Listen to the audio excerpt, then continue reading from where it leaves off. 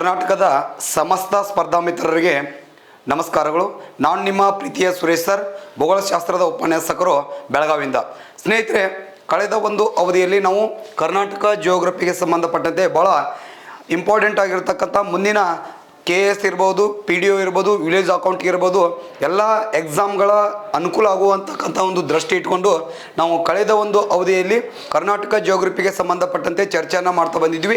ಇವತ್ತು ಸಹ ಏನಂದ್ರೆ ಕರ್ನಾಟಕ ಜಿಯೋಗ್ರಫಿಗೆ ಸಂಬಂಧಪಟ್ಟಂತೆ ಅತ್ಯಂತ ಪ್ರಮುಖವಾಗಿರ್ತಕ್ಕಂಥ ಪ್ರಶ್ನೋತ್ತರಗಳನ್ನ ಹಿಂದೆ ಎಕ್ಸಾಮ್ದಲ್ಲಿ ನಡೆದಿರ್ತಕ್ಕಂಥದ್ದು ಮತ್ತು ಮುಂದೆ ಯಾವ ಎಕ್ಸಾಮ್ ಮುಂದೆ ಬರ್ತಕ್ಕಂಥ ಎಕ್ಸಾಮ್ಗಳಿಗೆ ಹೆಲ್ಪ್ ಆಗುವ ರೀತಿಯೊಳಗೆ ಏನಪ್ಪ ಅಂದ್ರೆ ನಾವಿವತ್ತು ಕರ್ನಾಟಕ ಭೂಗೋಳಶಾಸ್ತ್ರಕ್ಕೆ ಸಂಬಂಧಪಟ್ಟಂತೆ ಪ್ರಶ್ನೆಗಳೇನಪ್ಪ ಅಂದ್ರೆ ಚರ್ಚೆಯನ್ನು ಮಾಡ್ಕೊಂಡು ಹೋಗೋಣ.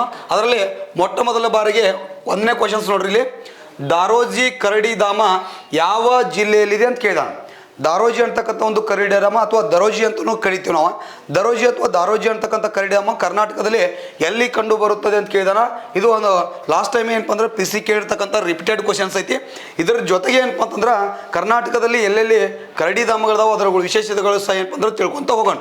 ನೋಡ್ರಿ, ಇಲ್ಲಿ ಆಪ್ಷನ್ಸ್ ನೋಡ್ರಿ: ಬಳ್ಳಾರಿ, ವಿಜಯನಗರ, ತುಮಕೂರು ಮತ್ತು ಹಾಸನ ಅಂತೇಳಿ ಇಲ್ಲಿ 4 ಆಪ್ಷನ್ಸ್ಗಳನ್ನು ಕೊಟ್ಟಿದ್ದಾನ. ಹಾಗಾದ್ರೆ ದಾರೋಜಿ ಕರಡಿಧಾಮ ಎಲ್ಲಿ ಕಂಡು ಬರುತ್ತದೆ ಅಂತ ನೋಡ್ತೀವಿ ನಾವು. ಈ ದಾರೋಜಿ ಅಂತಕ್ಕಂಥ ಕರಡಿಧಾಮ ಎಲ್ಲಿ ಕಂಡು ಬರ್ತೈತೆ ಅಂತಂದ್ರೆ, ಇದು ದಾರೋಜಿ ಅಂತಕ್ಕಂಥ ಕರಡಿಧಾಮ ಕಂಡು ಬರ್ತಕ್ಕಂಥದ್ದು ಏನಪ್ಪ ಅಂದ್ರೆ ನಾವು ವಿಜಯನಗರ ಜಿಲ್ಲೆ ಅಂತ ನೋಡ್ತೀವಿ. ಈ ವಿಜಯನಗರ ಜಿಲ್ಲೆಯಲ್ಲಿ ಏನಪ್ಪ ಅಂದ್ರೆ ಕಂಡು ಬರ್ತಕ್ಕಂಥ ಒಂದು ಕರಡಿಧಾಮ ಏನಪ್ಪ ಅಂದ್ರೆ ದಾರೋಜಿ ಕರಡಿಧಾಮ ಅಂತ ನೋಡ್ತೀವಿ. ಹೌದ್ರಿ. ಹಾಗಾದ್ರೆ ನಮ್ಮ ಕರ್ನಾಟಕದಲ್ಲಿ ಒಟ್ಟು ಎಷ್ಟು ಕರಡಿಧಾಮಗಳದಾವಪ್ಪ ಅಂದ್ರೆ, ನಮ್ಮ ಕರ್ನಾಟಕದಲ್ಲಿ ಇರ್ತಕ್ಕಂಥ ಒಟ್ಟು ಕರಡಿಧಾಮಗಳು 4 ಕರಡಿಧಾಮಗಳದಾವು. ನಮ್ಮ ಕರ್ನಾಟಕದಲ್ಲಿ ಎಷ್ಟು ಅದಾವ್ರಿ ಕರಡಿಧಾಮಗಳು? 4 ಕರಡಿಧಾಮಗಳು ಇರ್ತಕ್ಕಂಥದ್ದು ನೋಡ್ತೀವಿ ನಾವು. ನೋಡ್ರಿ, ಇಲ್ಲಿ ಸ್ವಲ್ಪ ಗೊತ್ತಿರಲಿ, ಕರಡಿಧಾಮಗಳು ಅಥವಾ ಕರಡಿ ಸಂರಕ್ಷಿತ ಪ್ರದೇಶಗಳು ಅಂತ ಏನು ಮಾಡ್ತೀವಿ ಅಂದ್ರೆ ನೋಡ್ತೀವಿ. ಕರಡಿಧಾಮಗಳು ಅಥವಾ ಕರಡಿ ಸಂರಕ್ಷಿತ ಪ್ರದೇಶಗಳು ಅಂತ ನೋಡ್ತೀವಿ. ನಮ್ಮ ಕರ್ನಾಟಕದಲ್ಲಿ ಇರ್ತಕ್ಕಂಥ ಒಟ್ಟು ಕರಡಿ ಸಂರಕ್ಷಿತ ಪ್ರದೇಶಗಳಷ್ಟು ಅಂದರೆ 4 ಕರಡಿ ಸಂರಕ್ಷಿತ ಪ್ರದೇಶಗಳದಾವ. ಅದರ ಜೊತೆಗೆ ನಮ್ಮ ಕರ್ನಾಟಕದಲ್ಲಿ ಇರ್ತಕ್ಕಂಥ ರಾಷ್ಟ್ರೀಯ ಉದ್ಯಾನವನಗಳಂತ ನೋಡ್ತೀವಿ. ನಮ್ಮ ಕರ್ನಾಟಕದಲ್ಲಿ ಒಟ್ಟು ಎಷ್ಟು ರಾಷ್ಟ್ರೀಯ ಉದ್ಯಾನವನಗಳದಾವಪ್ಪ ಅಂದ್ರೆ 5 ರಾಷ್ಟ್ರೀಯ ಉದ್ಯಾನವನಗಳದಾವ. ನೆಕ್ಸ್ಟ್, ನಮ್ಮ ಕರ್ನಾಟಕದಲ್ಲಿ ಕಂಡು ಬರ್ತಕ್ಕಂಥ ಹುಲಿ ಸಂರಕ್ಷಿತ ತಾಣಗಳು, ನಮ್ಮ ಕರ್ನಾಟಕದಲ್ಲಿ ಕಂಡು ಬರ್ತಕ್ಕಂಥ ಹುಲಿ ಸಂರಕ್ಷಿತ ತಾಣಗಳು ಎಷ್ಟದಾವ ಅಂದ್ರೆ 5 ಹುಲಿ ಸಂರಕ್ಷಿತ ತಾಣಗಳದಾವ. ನೆಕ್ಸ್ಟ್, ನಮ್ಮ ಕರ್ನಾಟಕದಲ್ಲಿ ಏನಪ್ಪ ಅಂದ್ರೆ ಪಕ್ಷಿಧಾಮಗಳಂತ ನೋಡ್ತೀವಿ. ನಮ್ಮ ಕರ್ನಾಟಕದಲ್ಲಿ ಇರ್ತಕ್ಕಂಥ ಪಕ್ಷಿಧಾಮಗಳು ಎಷ್ಟದಾವ ಅಂದ್ರೆ 5 ಪಕ್ಷಿಧಾಮಗಳು ನಮ್ಮ ಕರ್ನಾಟಕದಲ್ಲಿ ಇರುವುದನ್ನು ನಾವು ಇಲ್ಲಿ ನೋಡ್ತೀವಿ. ನೆಕ್ಸ್ಟ್, ಇನ್ನು ತೋಳಧಾಮಗಳಂತ ಬರ್ತಾವ. ತೋಳಧಾಮಗಳಂತ ನೋಡ್ತೀವಿ ಅಥವಾ ತೋಳ ಸಂರಕ್ಷಿತ ಪ್ರದೇಶಗಳಂತ ನೋಡ್ತೀವಿ. ತೋಳಧಾಮಗಳು ನಮ್ಮ ಕರ್ನಾಟಕದಲ್ಲಿ 2 ತೋಳಧಾಮಗಳು ಇರ್ತಕ್ಕಂಥದ್ದನ್ನು ನಾವು ಇಲ್ಲಿ ನೋಡ್ತೀವಿ. ಇನ್ನು ನೆಕ್ಸ್ಟ್ ಅದರ ಜೊತೆಗೆ ಏನಪ್ಪ ಅಂದ್ರೆ ನವಿಲು ಧಾಮಗಳಂತ ನೋಡ್ತೀವಿ. ಏನ್ರಿ ನವಿಲು ಧಾಮಗಳಂತ ನೋಡ್ತೀವಿ. ನಮ್ಮ ಕರ್ನಾಟಕದಲ್ಲಿ ಒಟ್ಟು ಎಷ್ಟು ನವಿಲು ಧಾಮಗಳದಾವಪ್ಪ ಅಂದ್ರೆ, ನಮ್ಮ ಕರ್ನಾಟಕದಲ್ಲಿ ಒಟ್ಟು ನವಿಲು ಧಾಮಗಳಂತ ನೋಡ್ತೀವಿ. ಕರ್ನಾಟಕದಲ್ಲಿ ಇರ್ತಕ್ಕಂಥ ನವಿಲು ಧಾಮಗಳು 2. ಕರ್ನಾಟಕದಲ್ಲಿ ಒಟ್ಟು ಎಷ್ಟು ನವಿಲು ಧಾಮಗಳದಾವ ಅಂದ್ರೆ, ನವಿಲು ಧಾಮಗಳು ಇಲ್ಲಿ ಕರ್ನಾಟಕದಲ್ಲಿ ಏನಪ್ಪ ಅಂದ್ರೆ 2 ನವಿಲು ಧಾಮಗಳು ಇರುವುದನ್ನು ನಾವಿಲ್ಲಿ ನೋಡ್ತೀವಿ. ಅಷ್ಟೇ ಅಲ್ಲದೆ ಏನಪ್ಪ ಅಂತಂದ್ರೆ ಇಲ್ಲಿ ನಮ್ಮ ಕರ್ನಾಟಕದಲ್ಲಿ ಒಂದು ತಮಿಳುಧಾಮ, ಇನ್ನು ಚಿಟ್ಟೆಧಾಮ ಅಂತ ನೋಡ್ತೀವಿ ರೀ ಸರ್. ಯಾವುದು? ಚಿಟ್ಟೆಧಾಮ ಅಥವಾ ಚಿಟ್ಟೆ ಸಂರಕ್ಷಿತ ಪ್ರದೇಶ ಅಂತೇಳಿ ಚಿಟ್ಟೆಧಾಮ ನಮ್ಮ ಕರ್ನಾಟಕದಲ್ಲಿ 1 ಚಿಟ್ಟೆಧಾಮ ಐತಿ. ಭಾರತದಲ್ಲಿ ಒಟ್ಟು ಎಷ್ಟು ಅದಾವಪ್ಪ ಅಂದ್ರೆ, ಭಾರತದಲ್ಲಿ 4 ಚಿಟ್ಟೆಧಾಮಗಳದಾವ. ಅದ್ರೊಳಗೆ ನಮ್ಮ ಕರ್ನಾಟಕದಲ್ಲಿ ಕಂಡು ಬರ್ತಕ್ಕಂಥ ಒಂದು ಚಿಟ್ಟೆಧಾಮ ಬನ್ನೇರುಘಟ್ಟ ಚಿಟ್ಟೆಧಾಮ. ಬೆಂಗಳೂರಲ್ಲಿ ಏನಪ್ಪ ಅಂದ್ರೆ ಬೆಂಗಳೂರು ಬನ್ನೇರುಘಟ್ಟ ರಾಷ್ಟ್ರೀಯ ಉದ್ಯಾನವನ ಐತಲ್ರಿ. ಆ ಬನ್ನೇರುಘಟ್ಟ ರಾಷ್ಟ್ರೀಯ ಉದ್ಯಾನವನದಲ್ಲಿ 2006ರಲ್ಲಿ ಒಂದು ಚಿಟ್ಟೆಧಾಮವನ್ನು ಘೋಷಣೆ ಮಾಡಿದಾರ. ಅದೇ ಯಾವುದಪ್ಪ ಅಂದ್ರೆ ಬನ್ನೇರುಘಟ್ಟ ಚಿಟ್ಟೆಧಾಮ ಅಂತ ಏನು ಮಾಡ್ತೀವಿ ಅಂದ್ರೆ ನೋಡ್ತೀವಿ. ಇನ್ನು ನೆಕ್ಸ್ಟ್ ರಾಮ್ಸಾರ್ ತಾಣಗಳು ಅಥವಾ ಜೌಗು ತಾಣಗಳಂತ ನೋಡ್ತೀವಿ. ರಾಮ್ಸಾರ್ ತಾಣಗಳು ಅಥವಾ ಜೌಗು ತಾಣಗಳಂತ ನೋಡ್ತೀವಿ. ರಾಮ್ಸಾರ್ ತಾಣಗಳಂತ ನೋಡ್ತೀವಿ. ರಾಮ್ಸಾರ್ ತಾಣಗಳು ಅಥವಾ ಜೌಗು ತಾಣಗಳು ನಮ್ಮ ಕರ್ನಾಟಕದಲ್ಲಿ ಎಷ್ಟದಾವಪ್ಪ ಅಂತಂದ್ರೆ 4 ರಾಮ್ಸಾರ್ ತಾಣಗಳು ಇರ್ತಕ್ಕಂಥದ್ದನ್ನು ನಾವು ಇಲ್ಲಿ ನೋಡ್ತೀವಿ. ಇಷ್ಟು ನಮಗೆ ಏನಪ್ಪ ಅಂದ್ರೆ ಪ್ರಮುಖವಾಗಿ ಏನಪ್ಪ ಅಂದ್ರೆ ಗೊತ್ತಿರಬೇಕಾಗಿರ್ತಕ್ಕಂಥ ವಿಚಾರಗಳಲ್ಲಿ.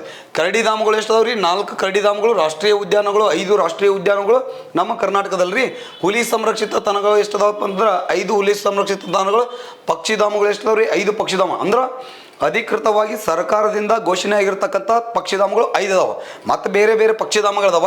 ಬಟ್ ತೋಳಧಾಮಗಳು ಎಷ್ಟು? 2 ತೋಳಧಾಮಗಳದಾವ, 2 ನವಿಲು ಧಾಮಗಳದಾವ, 1 ಚಿಟ್ಟೆಧಾಮ ಐತಿ. ರಾಮ್ಸರ್ ತಾಣಗಳು ಇತ್ತೀಚೆಗೆ ಮೊನ್ನೆ ಒಟ್ಟು ಟೋಟಲ್ ನಮ್ಮ ಭಾರತದಲ್ಲಿ ಮೊದಲ 75 ರಾಮ್ಸಾರ್ ತಾಣಗಳಿದ್ದು, ನಂತರ ಏನಪ್ಪ ಅಂದ್ರೆ ಫೆಬ್ರವರಿ 2ರಂದು ಆ ಜೌಗು ದಿನ ಅಥವಾ ರಾಮ್ಸಾರ್ ತಾಣದ ಒಂದು ದಿನದ ಸವಿ ನೆನಪಿಗಾಗಿ ಏನು ಮಾಡಿದ್ದಾರೆ, ಮತ್ತೆ 5 ರಾಮ್ಸಾರ್ ತಾಣಗಳನ್ನು ಘೋಷಣೆ ಮಾಡಿದರು. ತಮಿಳುನಾಡಲ್ಲಿ 2 ರಾಮ್ಸಾರ್ ತಾಣಗಳು. ಎಲ್ರಿ? ತಮಿಳುನಾಡು ಅಂತ ನೋಡ್ತೀವಿ, ತಮಿಳುನಾಡು ಅಂತ ನೋಡ್ತೀವಿ. ತಮಿಳುನಾಡದೊಳಗೆ 2 ರಾಮ್ಸಾರ್ ತಾಣಗಳು. ನಮ್ಮ ಕರ್ನಾಟಕದಲ್ಲಿ ಏನಂದ್ರೆ 3 ರಾಮ್ಸಾರ್ ತಾಣಗಳು. ಒಟ್ಟು 5 ರಾಮ್ಸಾರ್ ತಾಣಗಳನ್ನ ಘೋಷಣೆ ಮಾಡಿದರು ಇತ್ತೀಚೆಗೆ. ಟೋಟಲ್ ಮೊದಲು ಎಷ್ಟಿದ್ದಪ್ಪ ಅಂದ್ರೆ 75 ರಾಮ್ಸಾರ್ ತಾಣಗಳಿದ್ದು. ಇದಕ್ಕೆ ಪ್ಲಸ್ 5 ರಾಮ್ಸಾರ್ ತಾಣಗಳು ಕೊಡಿಸಿದ್ರೆ ಪ್ರಸ್ತುತ ನಮ್ಮ ಭಾರತದಲ್ಲಿ ಎಷ್ಟು ರಾಮ್ಸಾರ್ ತಾಣಗಳಿದಾವಪ್ಪ ಅಂದ್ರೆ 80 ರಾಮ್ಸಾರ್ ತಾಣಗಳಿರುವುದನ್ನು ನೋಡ್ತೀವಿ. ಆದರೆ ನಮ್ಮ ಕರ್ನಾಟಕದಲ್ಲಿ ಎಷ್ಟು ರಾಮ್ಸಾರ್ ತಾಣಗಳಿದಾವಪ್ಪ ಅಂದ್ರೆ 4 ರಾಮ್ಸಾರ್ ತಾಣಗಳಿದಾವ. ಅದೇ ರೀತಿಯಾಗಿ ಏನಪ್ಪ ಅಂದ್ರೆ ನಮ್ಮ ಕರ್ನಾಟಕದಲ್ಲಿರ್ತಕ್ಕಂಥ ಕರಡಿ ಧಾಮಗಳು ಎಷ್ಟಿದಾವಪ್ಪ ಅಂದ್ರೆ 4 ಕರಡಿ ಧಾಮಗಳಿದಾವ. ಒಂದು ಏನಪ್ಪ ಅಂದ್ರೆ ಬಳ್ಳಾರಿ ಒಳಗೆ ಒಂದು ಕರಡಿ ಧಾಮ ಐತಿ. ಬಳ್ಳಾರಿ ಒಳಗೆ ಕಂಡು ಬರ್ತಕ್ಕಂಥ ಒಂದು ಕರಡಿ ಧಾಮ ಏನಪ್ಪ ಅಂದ್ರೆ ಗುಡೇಕೋಟೆ ಅಂತ ನೋಡ್ತೀವಿ. ಯಾವುದ್ರಿ? ಗುಡೇಕೋಟೆ ಅಂತೇಳಿ. ಗುಡೇಕೋಟೆ ಅಂತಕ್ಕಂಥ ಒಂದು ಕರಡಿಧಾಮ ಕಂಡುಬರ್ತದ. ಆ ಗುಡೇಕೋಟೆ ಕರಡಿಧಾಮ ಯಾವ ಜಿಲ್ಲೆಯಲ್ಲಿ ಕಂಡುಬರ್ತದ? ಬಳ್ಳಾರಿ ಒಳಗೆ ಕಂಡುಬರ್ತದ. ಇನ್ನು ವಿಜಯನಗರ ಜಿಲ್ಲೆಯಲ್ಲಿ ಏನಪ್ಪ ಅಂದ್ರೆ ದಾರೋಜಿ ಅಂತಕ್ಕಂಥ ಒಂದು ಕರಡಿಧಾಮ ಕಂಡುಬರ್ತದ. ದಾರೋಜಿ ಅಂತಕ್ಕ ಕರಡಿಧಾಮ ವಿಜಯನಗರದಲ್ಲಿದ್ರೆ ತಿಮಳಾಪುರ ಅಂತ ನೋಡ್ತೀವಿ. ಯಾವುದ್ರಿ? ತಿಮಳಾಪುರ ಅಂತ ನೋಡ್ತೀವಿ. ತಿಮಳಾಪುರ ಅಂತಕ್ಕಂಥ ಒಂದು ಕರಡಿಧಾಮ ಕಂಡುಬರ್ತದ. ತಿಮಳಾಪುರ ಕರಡಿಧಾಮ ಯಾವ ಜಿಲ್ಲೆಯಲ್ಲಿ ಕಂಡುಬರ್ತದಪ್ಪ ಅಂದ್ರೆ ತುಮಕೂರು ಜಿಲ್ಲೆಯಲ್ಲಿ ಕಂಡು ಬರ್ತಕ್ಕಂಥ ಕರಡಿಧಾಮ ಯಪ್ಪ ತಿಮಳಾಪುರ. ಇನ್ನು ಹಾಸನ ಅಂತ ನೋಡ್ತೀವಿ. ಹಾಸನದಲ್ಲಿ ಅರಸೀಕೆರೆ ಅಂತ ನೋಡ್ತೀವಿ. ಅರಸೀಕೆರೆ ಕರಡಿಧಾಮ ಅಂತೇಳಿ. ಅರಸೀಕೆರೆ ಕರಡಿಧಾಮ ಅಥವಾ ಹಿರೇಕಲ್ಲು ಗುಡ್ಡ ಕರಡಿಧಾಮನು ಅಂತಲೂ ಕರೀತಾರೆ. ಅದಕ್ಕೆ 2 ಹೆಸರಿಂದ ಕರೀತಾರೆ. ಹಿರೇಕಲ್ಲು ಗುಡ್ಡ ಕರಡಿಧಾಮ ಅಥವಾ ಅರಸೀಕೆರೆ ಕರಡಿಧಾಮ ಅಂತೇಳಿ ಎಲ್ಲಿ ಕಂಡು ಬರ್ತದ್ರೆ ಹಾಸನ ಜಿಲ್ಲೆಯಲ್ಲಿ ಕಂಡು ಬರ್ತದ. ಬಳ್ಳಾರಿ ಜಿಲ್ಲೆಯಲ್ಲಿ ಕಂಡು ಬರ್ತಕ್ಕಂಥ ಕರಡಿಧಾಮ ಗುಡೇಕೋಟೆ ಕರಡಿಧಾಮ. ವಿಜಯನಗರದಲ್ಲಿ ಕಂಡು ಬರ್ತಕ್ಕಂಥ ಕರಡಿಧಾಮ ಏನಪ್ಪ ಅಂದ್ರೆ ದಾರೋಜಿ ಕರಡಿಧಾಮ. ತುಮಕೂರು ಜಿಲ್ಲೆಯಲ್ಲಿ ಕಂಡು ಬರ್ತಕ್ಕಂಥದ್ದು ತಿಮಳಾಪುರ ಕರಡಿಧಾಮ. ನೆಕ್ಸ್ಟ್ ಹಾಸನದಲ್ಲಿ ಕಂಡು ಬರ್ತಕ್ಕಂಥ ಯಾವಪ್ಪ ಅಂದ್ರೆ ಹಿರೇಕಲ್ಲು ಗುಡ್ಡ ಕರಡಿಧಾಮ ಅಂತ ನೋಡ್ತೀವಿ. ನಮ್ಮ ರಾಜ್ಯದಲ್ಲಿ 4 ಕರಡಿಧಾಮಗಳು ಇರುವುದನ್ನು ನೋಡ್ತೀವಿ. ಇಷ್ಟು ನಮಗೆ ಏನಪ್ಪ ಅಂದ್ರೆ ಗೊತ್ತಿರಬೇಕು. ಇನ್ನು ಭಾಳ ಇಂಪಾರ್ಟೆಂಟು, ನೆಕ್ಸ್ಟ್ ಎಕ್ಸಾಮ್ಗೆ ಇದನ್ನು ಕೇಳ್ತಾ ನೋಡ್ರಿ, ಇದು ಗೊತ್ತಿರಬೇಕು. ರಾಮ್ಸಾರ್ ತಾಣಗಳು ಅಂತೇಳಿ ನಮ್ಮ ಕರ್ನಾಟಕದಲ್ಲಿ 4 ರಾಮ್ಸಾರ್ ತಾಣಗಳಿದಾವ. ಕರ್ನಾಟಕದ ಮೊಟ್ಟ ಮೊದಲ ರಾಮ್ಸಾರ್ ತಾಣ ಯಾವಪ್ಪ ಅಂದ್ರೆ ಇಲ್ಲಿ ರಂಗನತಿಟ್ಟು ಪಕ್ಷಿಧಾಮ ಅಂತ ನೋಡ್ತೀವಿ. ಯಾವುದ್ರಿ? ರಂಗನತಿಟ್ಟು ಪಕ್ಷಿಧಾಮ ಅಂತೇಳಿ. ಆ ರಂಗನತಿಟ್ಟು ಪಕ್ಷಿಧಾಮ ಕರ್ನಾಟಕದಲ್ಲಿ ಘೋಷಣೆಯಾದ ಮೊಟ್ಟ ಮೊದಲ ಪಕ್ಷಿಧಾಮ ಅಂತ ಏನು ಮಾಡ್ತೀವಿ ಅಂದ್ರೆ ನೋಡ್ತೀವಿ. ನಂತರ ಏನಪ್ಪ ಅಂದ್ರೆ ಇತ್ತೀಚೆಗೆ 3 ರಾಮ್ಸಾರ್ ತಾಣ ಘೋಷಣೆ ಮಾಡಿದ್ದಾರೆ. ಒಂದು ಏನಪ್ಪ ಅಗ್ಗನಾಸಿ ನದಿ ಮುಖಜ ಭೂಮಿ ಅಂತ ನೋಡ್ತೀವಿ. ಮಾಗಡಿಕೆರೆ ಅಂತ ನೋಡ್ತೀವಿ. ಅಲ್ಲಿ ಮಾಗಡಿಕೆರೆ ಅಂತೇಳಿ. ನೆಕ್ಸ್ಟ್ ಇನ್ನೊಂದು ಯಾವಪ್ಪ ಅಂದ್ರೆ ಮಾಗಡಿಕೆರೆ. ಆಮ್ಯಾಗ ಏನಪ್ಪ ಅಂದ್ರೆ ಇಲ್ಲಿ ಅಗ್ಗನಾಸಿ ನದಿ ಮುಖಜ ಭೂಮಿ ಅಂತೇಳಿ ಕಂಡು ಬರ್ತದ. ನಮ್ಮ ಕರ್ನಾಟಕದಲ್ಲಿ ಒಟ್ಟು ಎಷ್ಟು ರಾಮ್ಸಾರ್ ತಾಣಗಳಿದಾವಪ್ಪ ಅಂದ್ರೆ 4 ರಾಮ್ಸಾರ್ ತಾಣಗಳು ಇರುವುದನ್ನು ಏನು ಮಾಡ್ತೀವಿ ಅಂದ್ರೆ ನಾವಿಲ್ಲೇ ನೋಡ್ತೀವಿ. ಇಷ್ಟು ನಮ್ಗೆ ಏನಪ್ಪ ಅಂದ್ರೆ ಗೊತ್ತಿರಬೇಕು. ಇನ್ನು ನೆಕ್ಸ್ಟ್ ನೋಡ್ರಿ, ಇನ್ನು ಅದ್ರ ಜೊತೆಗೆ ಏನಪ್ಪ ಅಂತಂದ್ರೆ ನಮ್ಮ ಕರ್ನಾಟಕದಲ್ಲಿ ಒಂದು ಸಮುದಾಯ ಮೀಸಲು ಪ್ರದೇಶ ಐತಿ. ಯಾವುದ್ರಿ? ಸಮುದಾಯ ಮೀಸಲು ಪ್ರದೇಶ ಅಂತ ನೋಡ್ತೀವಿ. ಸಮುದಾಯ ಮೀಸಲು ಪ್ರದೇಶ ಅಂತೇಳಿ. ಸಮುದಾಯ ಮೀಸಲು ಪ್ರದೇಶ ನಮ್ಮ ಕರ್ನಾಟಕದಲ್ಲಿ ಎಷ್ಟದಪ್ಪ ಅಂದ್ರೆ ಒಂದು ಐತಿ. ಕೊಕ್ಕರೆಬೆಳ್ಳೂರು ಪಕ್ಷಿಧಾಮ ಐತಲ್ರಿ, ಆ ಕೊಕ್ಕರೆಬೆಳ್ಳೂರು ಪಕ್ಷಿಧಾಮವನ್ನು ಕರ್ನಾಟಕದ ಏಕೈಕ ಸಮುದಾಯ ಮೀಸಲು ಪ್ರದೇಶ ಅಂತ ನೋಡ್ತೀವಿ. ಇಷ್ಟು ನಮಗೆ ಡಾಟಾಗಳು ಗೊತ್ತಿರಬೇಕು, ಭಾಳ ಇಂಪಾರ್ಟೆಂಟ್ ಆಗಿರೋದ್ರಿ. ಇದರೊಳಗೆ ನೆಕ್ಸ್ಟ್ ಎಕ್ಸಾಮ್ ಬರ್ತಕ್ಕಂಥ ಎಕ್ಸಾಮ್ದೊಳಗೆ ಏನಪ್ಪ ಅಂದ್ರೆ 100% ಏನಪ್ಪ ಅಂದ್ರೆ ಇದ್ರ ಮೇಲೆ ಏನಪ್ಪ ಅಂದ್ರೆ ಪಕ್ಕ ಕ್ವಶನ್ಸ್ ಕೇಳ್ತಕ್ಕಂಥ ಸಾಧ್ಯತೆ ಇರ್ತದೆ. ಒಂದು ಸ್ವಲ್ಪ ಏನಪ್ಪ ಇದಕ್ಕೆ ಗೊತ್ತಿರಲಿ. ನೆಕ್ಸ್ಟ್ ನೋಡ್ರಿ, ನೆಕ್ಸ್ಟ್ ಕ್ವಶನ್ಸ್ ರೀ. ಇನ್ನು ಕ್ವಶನ್ ನಂಬರ್ 2, ಕರ್ನಾಟಕದ ಅತಿ ದೊಡ್ಡ ನದಿ ದ್ವೀಪ ಯಾವುದು ಅಂತ ಕೇಳಿದಾನೆ. ಇಲ್ಲಿ ಕರ್ನಾಟಕದ ಅತ್ಯಂತ ದೊಡ್ಡದಾದ ನದಿ ದ್ವೀಪ ಅಂತ ಇಲ್ಲಿ ನೋಡ್ರಿ, ಶ್ರೀರಂಗಂ, ನೆಕ್ಸ್ಟ್ ಮಜುಲಿ, ಶ್ರೀರಂಗಪಟ್ಟಣ ಮತ್ತು ಯಾವುದೂ ಅಲ್ಲ ಅಂತಾನೆ 4 ಆಪ್ಷನ್ಸ್ ಕೊಟ್ಟಿದ್ದಾನ. ಇದರೊಳಗೆ ಕರ್ನಾಟಕದ ಅತ್ಯಂತ ದೊಡ್ಡದಾದ ನದಿ ದ್ವೀಪ ಅಂತ ಏನು ಮಾಡ್ತೀವಿ ಅಂದ್ರೆ ನಾವು ಇಲ್ಲಿ ನೋಡ್ತೀವಿ. ಸ್ವಲ್ಪ ನಿಮ್ಗೆ ಏನಪ್ಪ ಅಂದ್ರೆ ಇದಕ್ಕೆ ಕೆಲವೊಂದಷ್ಟು ಪೂರಕವಾಗಿರ್ತಕ್ಕಂಥ ಮಾಹಿತಿ ಗೊತ್ತಿರಲಿ ಸರ್. ಇಲ್ಲಿ ನೋಡ್ರಿ, ಇಲ್ಲಿ ಕರ್ನಾಟಕದಲ್ಲಿ ಏನಪ್ಪ ಅಂದ್ರೆ ಕರ್ನಾಟಕದ ಜೀವ ನದಿ ಅಂತ ನೋಡ್ತೀವಿ ನಾವು. ಕರ್ನಾಟಕದ ಜೀವ ನದಿ ಯಾವಪ್ಪ ಅಂದ್ರೆ ಕಾವೇರಿ ನದಿ. ಯಾವುದ್ರಿ? ಕರ್ನಾಟಕದ ಜೀವ ನದಿ ಯಾವುದ್ರಿ? ಕಾವೇರಿ ನದಿ ಅಂತ ನೋಡ್ತೀವಿ. ಇದನ್ನ ಕರ್ನಾಟಕದ ಜೀವ ನದಿ ಅಂತಲೂ ಕರೀತಾರ. ಅಷ್ಟೇ ಅಲ್ಲದೆ ಏನಪ್ಪ ಅಂದ್ರೆ ದಕ್ಷಿಣ ಭಾರತದ ಗಂಗೆನು ಅಂತ ಕರೀತಾರ. ಯಾವ ನದಿಯನ್ನ ಲಾಸ್ಟ್ ಟೈಮ್ KSRP ಏನಪ್ಪ ಅಂದ್ರೆ ಇದನ್ನು ಕೇಳಿದ್ದ. KSRP ಪೊಲೀಸಿಗೆ ಕೇಳಿದ ಕ್ವಶನ್ಸ್ ಏನಂತಂದ್ರೆ ದಕ್ಷಿಣ ಭಾರತದ ಗಂಗೆ ಎಂದು ಯಾವುದನ್ನು ಕರೆಯುತ್ತಾರೆ. ಅಲ್ಲಿ ನೋಡ್ರಿ ಸ್ವಲ್ಪ ಕನ್ಫ್ಯೂಸ್ ಮಾಡಿದ್ದ, ಆಮ್ಯಾಗ ರಿವಾಜ್ ಒಳಗೆ ಕರೆಕ್ಟ್ ಕೊಟ್ಟಿದ್ದ. ಏನಪ್ಪ ಅಂದ್ರೆ ಒಂದಷ್ಟು ಅಲ್ಲಿ ಗೋದಾವರಿ ಕಾವೇರಿ ಎರಡೂ ಇದ್ದು. ಆಪ್ಷನ್ಸ್ ಏನ್ರಿ? ಗೋದಾವರಿ ಕಾವೇರಿ ಎರಡೂ ಇದ್ದು. ಆದ್ರೆ ಕೆಲವೊಂದಷ್ಟು ಸ್ಪರ್ಧಾರ್ಥಿಗಳು ಕಾವೇರಿ ನದಿ ಹಾಕಿದ್ರು, ಕೆಲವೊಂದಷ್ಟು ಸ್ಪರ್ಧಾರ್ಥಿಗಳು ಏನಪ್ಪ ಅಂದ್ರೆ ಗೋದಾವರಿ ನದಿ ಹಾಕಿದ್ರು. ಅಲ್ಲಿ ಏನು ಮಾಡಿದಪ್ಪ ಅಂತಂದ್ರೆ ಆನ್ಸರ್ ಏನು ಕೊಟ್ಟಿದ್ದ ಅಂದ್ರೆ ಗೋದಾವರಿ ನದಿ ಅಂತ ಕೊಟ್ಟಿದ್ದ. ಅದರ ಬುಕ್ ಒಳಗೆ ಏನೈತಪ್ಪ ಅಂದ್ರೆ ಕಾವೇರಿ ನದಿ ಅಂತೂ ಅದನ್ನ ಅಬ್ಜೆಕ್ಷನ್ ಹಾಕಿದ್ರು. ಅಬ್ಜೆಕ್ಷನ್ ಹಾಕಿದ ನಂತರ ಏನು ಮಾಡಿದಪ್ಪ ಅಂದ್ರೆ ಅಲ್ಲಿ ಆಪ್ಷನ್ಸ ಅಲ್ಲಿ ಎರಡೂ ಕೊಟ್ಟ. ಏನು ಗೋದಾವರಿ ನದಿ ಹಾಕಿದವ್ರದ್ದು ಸರಿ, ಕಾವೇರಿ ನದಿ ಹಾಕಿದವ್ರು ಅಂತೇಳಿ ಕೊಟ್ಟ. ಬಟ್ ನಮಗೆ ಗೊತ್ತಿರಬೇಕು ದಕ್ಷಿಣ ಭಾರತದ ಗಂಗೆ ಎಂದು ಯಾವುದನ್ನು ಕರೀತಾರಪ್ಪ ಅಂದ್ರೆ ಕಾವೇರಿ ನದಿಯನ್ನು ದಕ್ಷಿಣ ಭಾರತ ಗಂಗೆ ಎಂದು ಕರೀತಾರೆ. ಗೋದಾವರಿ ನದಿಯನ್ನು ಏನು ಕರೀತಾರಪ್ಪ ಅಂದ್ರೆ ಗೋದಾವರಿನ ದಕ್ಷಿಣ ಭಾರತದ ವೃದ್ಧ ಗಂಗೆ ಅಂತ ಏನು ಮಾಡ್ತಾರೆ ಅಂದ್ರೆ ಕರೀತಾರೆ. ದಕ್ಷಿಣ ಭಾರತ ವೃದ್ಧ ಗಂಗೆ ಅಂತ ಕರೀತಾರೆ. ಈ ನದಿ ಏನಪ್ಪ ಅಂದ್ರೆ ಎಲ್ಲಿ ಹುಟ್ಟತಪ್ಪ ಅಂದ್ರೆ ನಮ್ಮ ಕರ್ನಾಟಕದೊಳಗೆ ಕೊಡಗು ಜಿಲ್ಲೆ ಅಂತ ನೋಡ್ತೀವಿ. ಯಾವ ಜಿಲ್ಲೆ ರೀ? ಕೊಡಗು ಜಿಲ್ಲೆ ಅಂತ ನೋಡ್ತೀವಿ.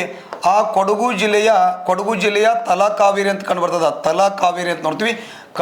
ಕೊಡಗು ಜಿಲ್ಲೆಯ ತಲಕಾವೇರಿ ಅಂತಕ್ಕಂಥ ಸ್ಥಳದಲ್ಲಿ ಉಗಮಗೊಳ್ತದ. ಉಗಮಗೊಂಡು ಏನಾಗ್ತಪ್ಪ ಅಂದ್ರೆ ಕರ್ನಾಟಕ ಮತ್ತು ಏನಪ್ಪ ಅಂದ್ರೆ ತಮಿಳುನಾಡು ಅಂತ ನೋಡ್ತೀವಿ.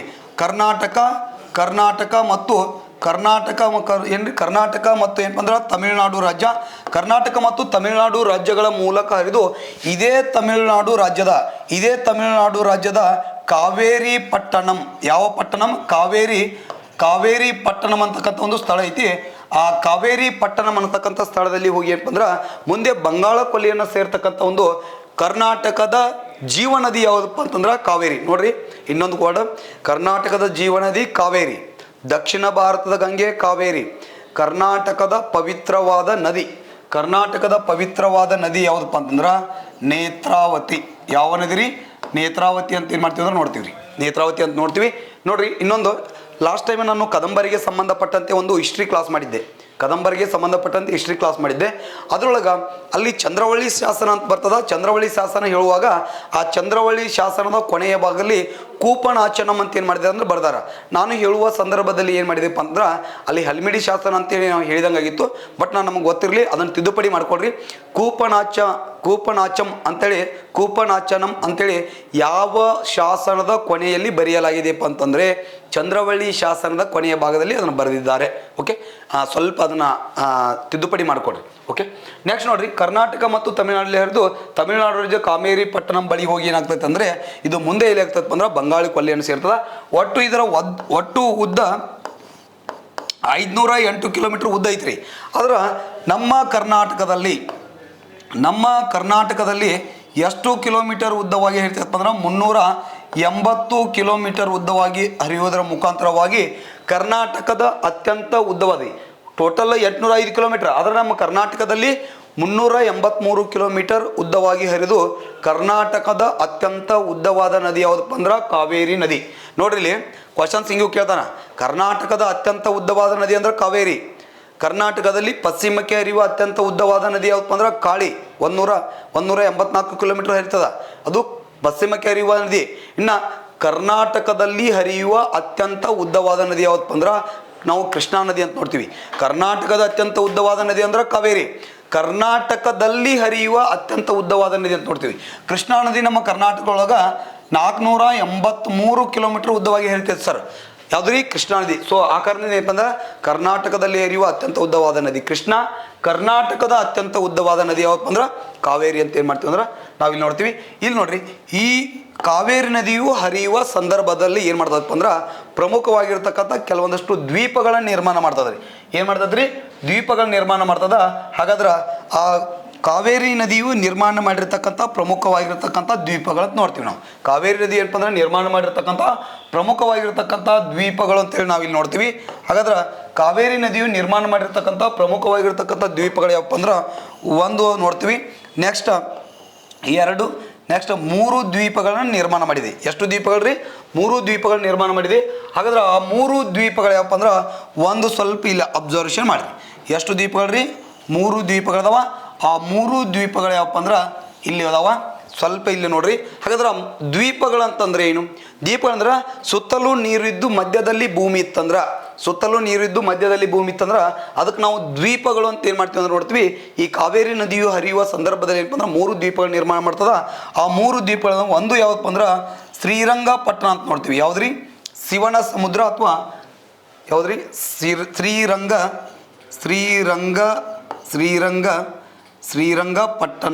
ಶ್ರೀರಂಗಪಟ್ಟಣಂ ಅಂತ ನೋಡ್ತೀವಿ. ಒಂದು ನಿಮಿಷ ರೀ. ಒಂದು ಯಾವತ್ತಂದ್ರೆ ಶ್ರೀರಂಗಪಟ್ಟಣಂ ಅಂತೇಳಿ ಶ್ರೀರಂಗಪಟ್ಟಣಂ ಅಂತೇಳಿ. ನೆಕ್ಸ್ಟ್ ಎರಡನೇದು ಯಾವಪ್ಪ ಅಂದ್ರೆ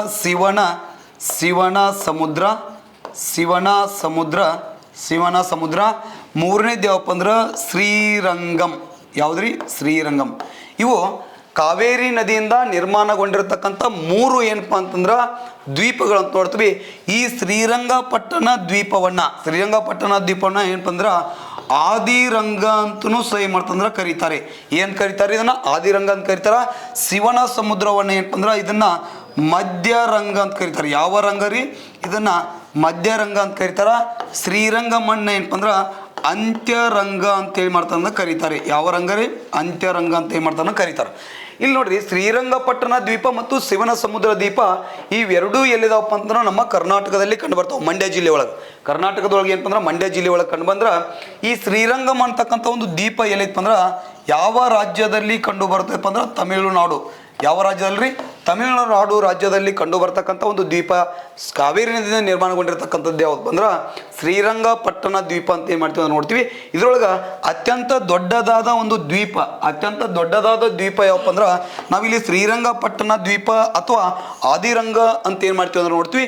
ಇದು ಕರ್ನಾಟಕದ ಅತ್ಯಂತ ದೊಡ್ಡದಾದ ದ್ವೀಪ ನದಿ ದ್ವೀಪ ಯಾವಪ್ಪ ಅಂದ್ರೆ ಶ್ರೀರಂಗಪಟ್ಟಣ ದ್ವೀಪ ಅಥವಾ ಆದಿರಂಗ ಅಂತ ಏನು ಮಾಡ್ತೀವಿ ಅಂದ್ರೆ ನೋಡ್ತೀವಿ.